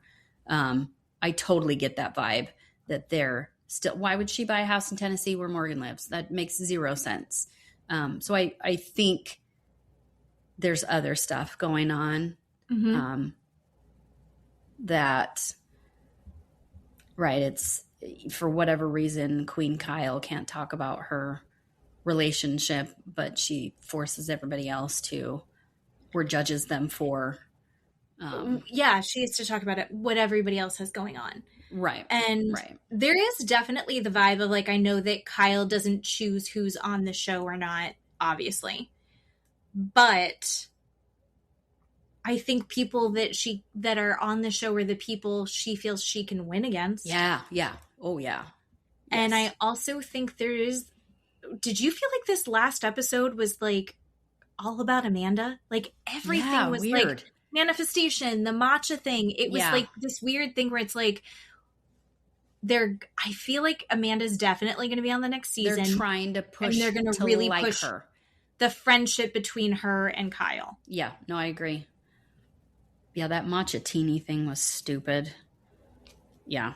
And like, what are you manifesting for the next year? No, I agree. Yeah. Yep. And even, I mean, Bose is like, don't want to ever hear manifestation anymore. Yep. And Erika tried to go in it, but Erika, I think, is a pretty upfront person.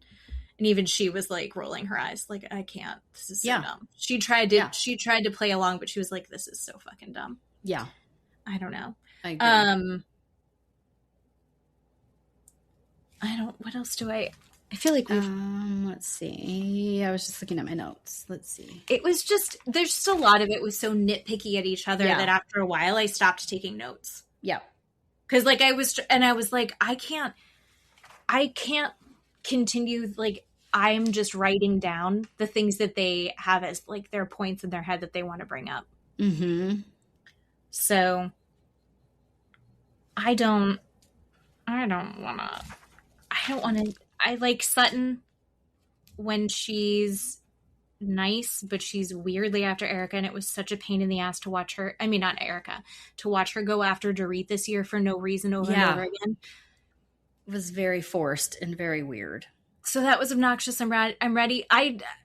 We're not seeing enough of the good version of her, but she's also Jennifer Tilly's best friend. Yeah.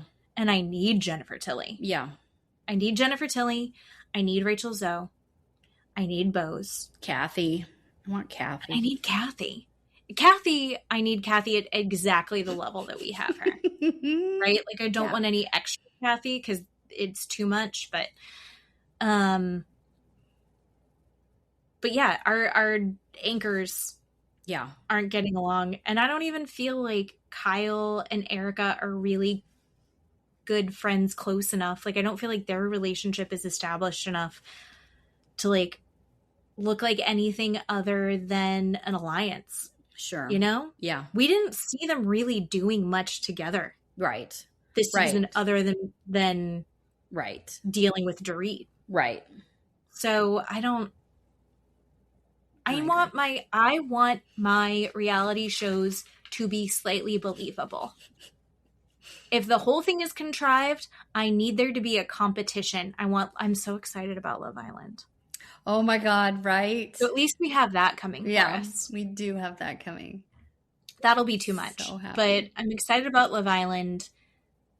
But like that's what I can do. Mm-hmm. I can't do this like pretending to be friends, being forced together, and just being assholes to each other. Right. And bringing up crazy weird shit. Yeah. And the internet getting involved. So anyway, we'll see. Going back, this is why Boat Show works so well. Yes. This is Rhode Island. Fantastic. Mwah. Yeah. Love it. Right. Valley. Yep. Beverly Hills. Down. 2 thumbs down. It's too rough. I know. And right now I'm just rewatching Downton Abbey. World War II just started. Oh, wonderful. Thomas got his hand shot because he doesn't like being at war. Love Downton Abbey. Downton Abbey's super, super good. So good. I started rewatching Girls. Lena Dunham. That's good. Watching that. I love Girls too. I love Girls. Yeah. I am a fan of Lena Dunham. I didn't read her book. I'm not quite sure exactly what the brouhaha about her is, but I like her, and so I started watching it again. I have not read her book yet either, but I do just love that she's on the podcast circuit and being interviewed everywhere because I think she's so funny. I think she's so super smart. I was just going to say that. Super smart. Yeah. Yeah. I love her. I think she's like, I'm not saying that I'm the voice of my generation. I'm a voice of a generation. Yes. Oh, she's so good. Yes. So good. Oh, I want to see Caleb interview her. Oh my God, that would be amazing. That would be really good. I love that. That would be fun. Okay. Do we have anything else? I did watch right before we started recording, Miss Corey Richens from Utah get sentenced today. She's the one that killed her husband with fentanyl and then wrote the grief book about it. Oh, okay. Tell me more about this because I kind of know this, but I don't totally know this. Yeah, we talked about it a while ago. She had her jury trial live. Let's see, we are May, so I want to say February, March-ish. Yes. For kids, right? It was like a kid's book? Yeah, she wrote a kid's book afterwards. So it took them roughly 4 years to put 2 and 2 together that she killed him with fentanyl poisoning. And then during her trial, all these things came out where she was stealing. She's real estate, stealing. She stole money from her best friend, like her entire savings. Said she would buy a property and put the property in her own name, not her friend's name. Then her friend would just pay her because her friend was going through this divorce. Her friend would just pay her this mortgage every month and stole hundreds and hundreds of thousands of dollars from this woman and just spent it. And this woman is literally destitute with her children, young children, sleeping in her car because she has no house, no money, no nothing. All these things came out. I mean, she researched, basically how to kill someone with fentanyl poisoning. She had a couple of boyfriends on the side. And I'm trying to think and then she wrote that book. And it was pretty fascinating, her jury trial. She's very animated in her face. I don't believe she testified. Today was incredible. The entire day. It was 8 hours. No joke. 8 hour, the entire day. Because I told you they do this victim impact statements where people can get up and testify. And then they go because she pled not guilty and she didn't take a plea deal. She thought she was going to be found not guilty. Yes. But she was found guilty. Right. So they're like, all right. And here's everybody gets to say all the things now. Right. And so I told you they do that PSI report where it's kind of, they talk about her background and things like that, more things about her. They call it mitigating for the judge to read and see more about her as a person, I guess, separate and apart from this murder. And then the victims on both sides. So her family can stand up and say things. She can stand up and say things. And then her husband's family can stand up and say things. And so her husband's 2 sisters and their husbands stood up and said things. Boy. And then, oh boy, howdy. I'm going to try not to cry. She has 3 young boys, the Corey Richens, so the murderer. They have 3 young kids. Each of their therapists stood up and read a statement from these children. Devastating. Like, I sobbed listening to these boys. They don't call her mom. They call her Corey, or her or she. And the oldest boy said things that nobody knew that happened in these 4 years in between, at the time that she killed her husband and the time that she was arrested. Things like she would lock them in their bedrooms for days at a time.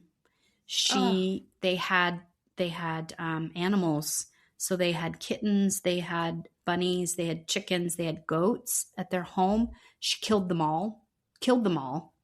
Like the kitten, she wouldn't let in the house, and a raccoon killed it. And he was upset about that.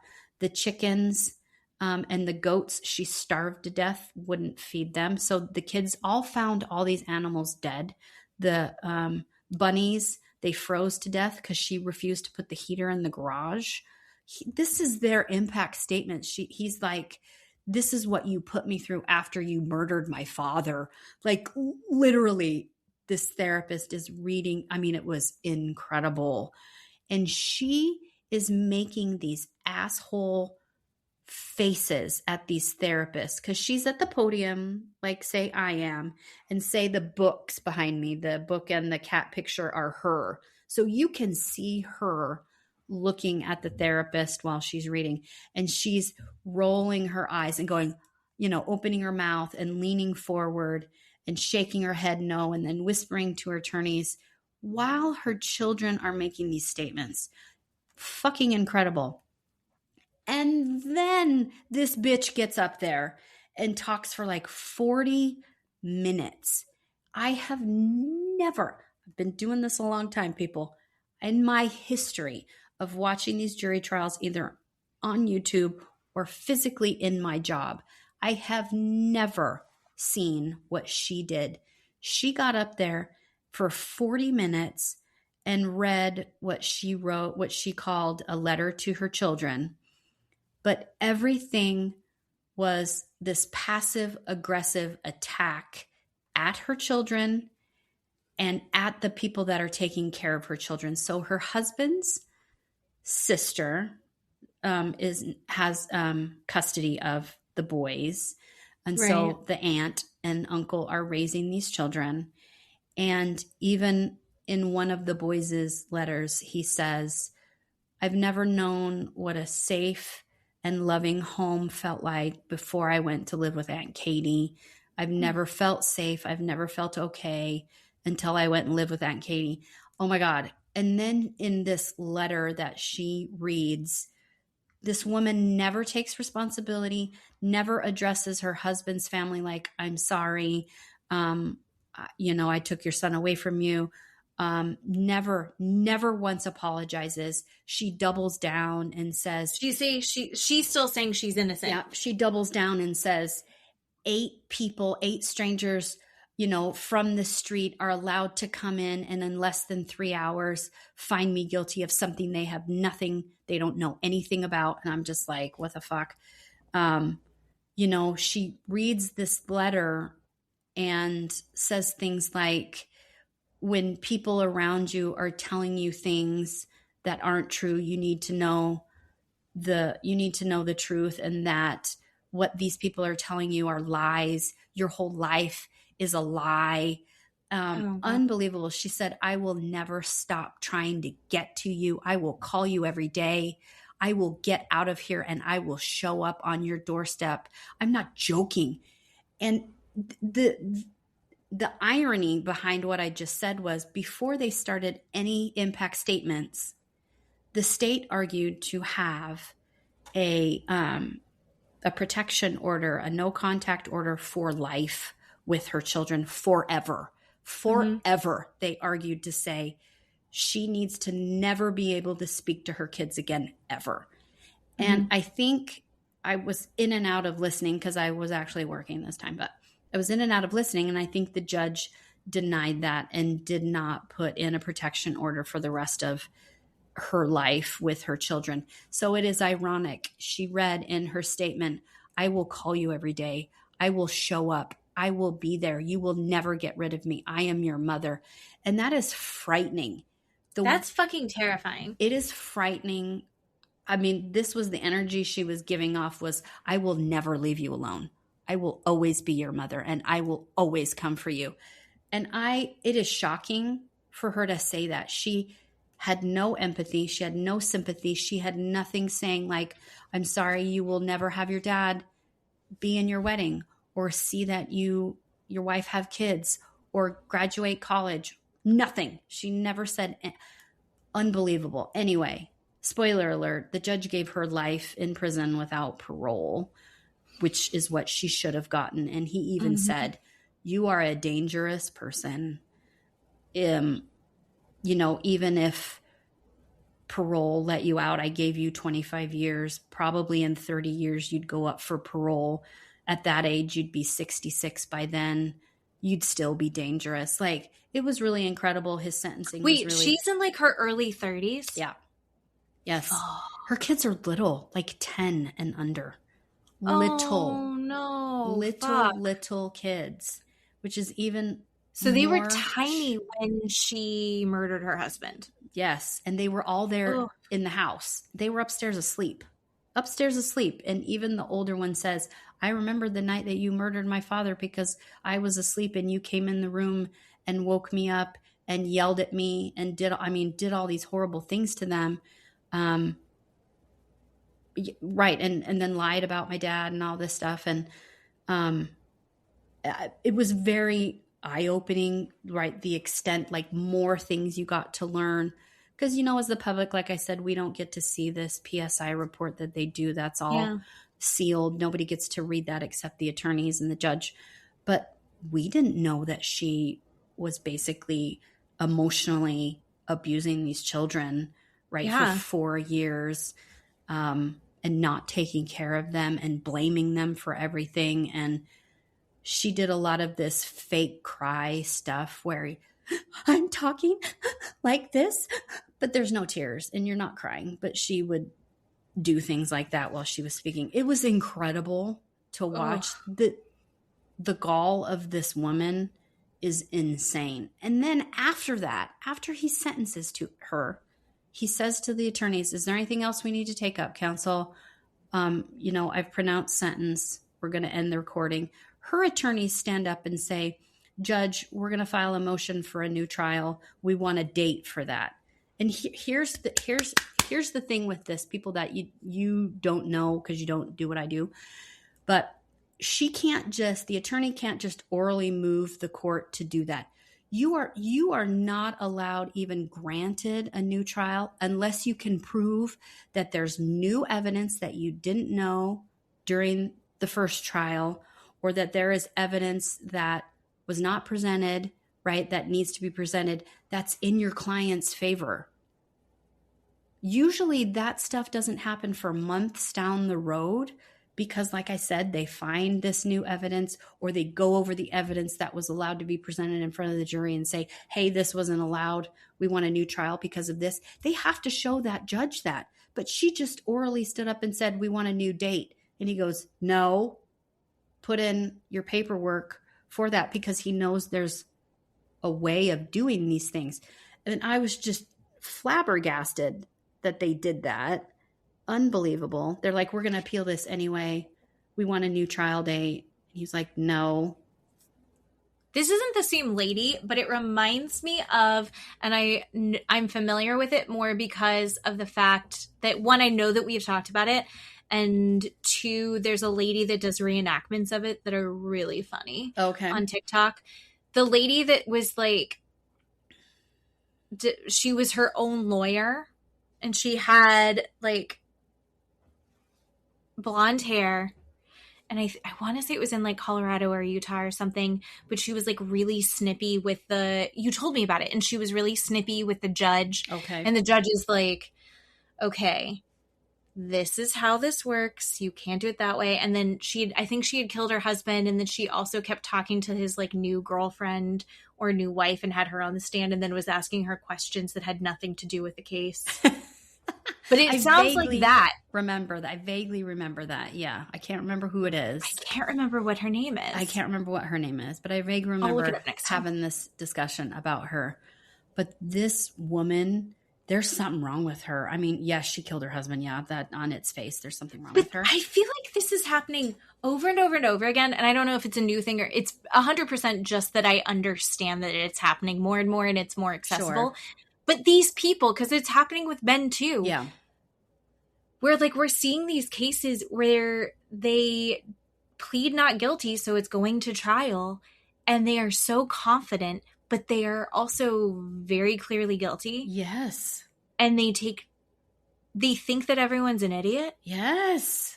And they're also like, but the rules don't apply to me in this. Right. We're going to do it my way. And you're like, that's literally the opposite of how any of this is going to work. Yeah. If you see any of this on your 30-minute feed for your TikTok, let me know. But it's incredible. People are going to have lots of feelings about how she acted all day long. Say her name again. Kouri Richins. It's Kouri-Richins. Kouri Richins. Got it. Yeah. And today her hair was down. I haven't seen her before. Yeah, her hair was down today, and she was They're showing stills of her face. What an asshole. And she wore lime green. Yeah. Yeah. Who wears lime green to a sentencing? Oh, it's because that's her jail outfit. Yeah. Never mind. It's her iDog outfit. Oh, sorry. Utah Department of... Yeah, anyway. But, yeah, incredible. Incredible. Some of the pictures, she looks like Gabby from the Bachelorette / Traders fame last season. Oh, yeah. Mm-hmm. It looks like... She kind of looks like Gabby's wife. Oh, yeah. Yeah, you have to watch a clip or two and see what it's incredible. People are going to have feelings about what she said. I've never seen a defendant stand up, even the ones that say, I didn't do this. Like even that Alex Murdaugh, the guy that shot his wife and his son in South Carolina, the lawyer. Anyway, that guy, even when he was sentenced, stood up and sobbed and said, I'm so sorry this is happening, but I swear to God, I didn't do anything. Like he had I think he's a murderer. He totally did it, but he wasn't so like full of himself and not totally emotionless, very hard, very mean, incredible. I've never seen anybody read their letter like that. Everyone's a different person, right? We're all different people. I'll tell you right now, if I was on trial for a murder I didn't commit, right, at that point, I'd already be like, holy fucking shit. I'd be terrified all the time. Yep. And confused all the time. Yep. And being like, I don't know how the fuck we got this far. Like, I don't know how we're here. Yeah. And these other people are like, yeah, I didn't do it. You guys are all idiots. Like, I don't. Oh, yeah, wild. No. Okay, that's good. Well, now that I've Googled it, it'll definitely pop up. Okay, perfect. So, thank you for that. We'll talk more court cases and stuff like that, I'm sure. Oh, soon. Yeah. Yeah. There's somebody being a crazy person. Right. So now Beverly Hills is over and we have the Dark Valley. And so we'll definitely have time. We'll have time. Yeah. And how dark? I can't even watch 90 Day Fiancé. That's all gotten too dark. Oh my gosh. Right. I won't even look at it. It's too dark. Everything's too dark. I know. Come on, Love Island. Oh my gosh. Speaking of 90 Day Fiancé, I don't even know if I should bring this up or wait till next week. But do you remember the guy Jeffrey from 90 Day Fiancé that was dating Varya in Russia that got in prison for domestic assault on somebody else? Yes. He had this is why I don't, and I'm saying that we both have light eyes. I don't trust men with blue eyes. Anyway, and my sons have blue eyes. I watched his episode on Netflix, My Worst Ex, or The Worst Ex Ever, or something like that. Yeah. We've talked about it before, but I just wanted to see his episode. It's only like an hour long. Oh my God, it's even worse than we even thought. You have to watch that. That's so good. But did it have the woman from the 90 Day Fiancé thing where he had like the friend who he was like dating? Yeah. But then he also kept bringing the Russian, and it was like he was kind of yes trying to see if he could do both at the same time. Yes. Yes. Was she in it? Yes, and she was the one that he beat within an inch of her life. Yes. Yes, not the Russian, but the other girl. Yeah. It was so sad. And he's been married 4 other times and had all the 4 wives on there talking about him and his adult children and his new children. Like, this man is a menace, needs to be locked away for a really long time. I love that we have video now and people are on blast. And this is everything down from like the Facebook groups where people are like, are you dating my boyfriend? Like, is this anyone's husband? Like, before I go out on a date with him, all the way up to incredible.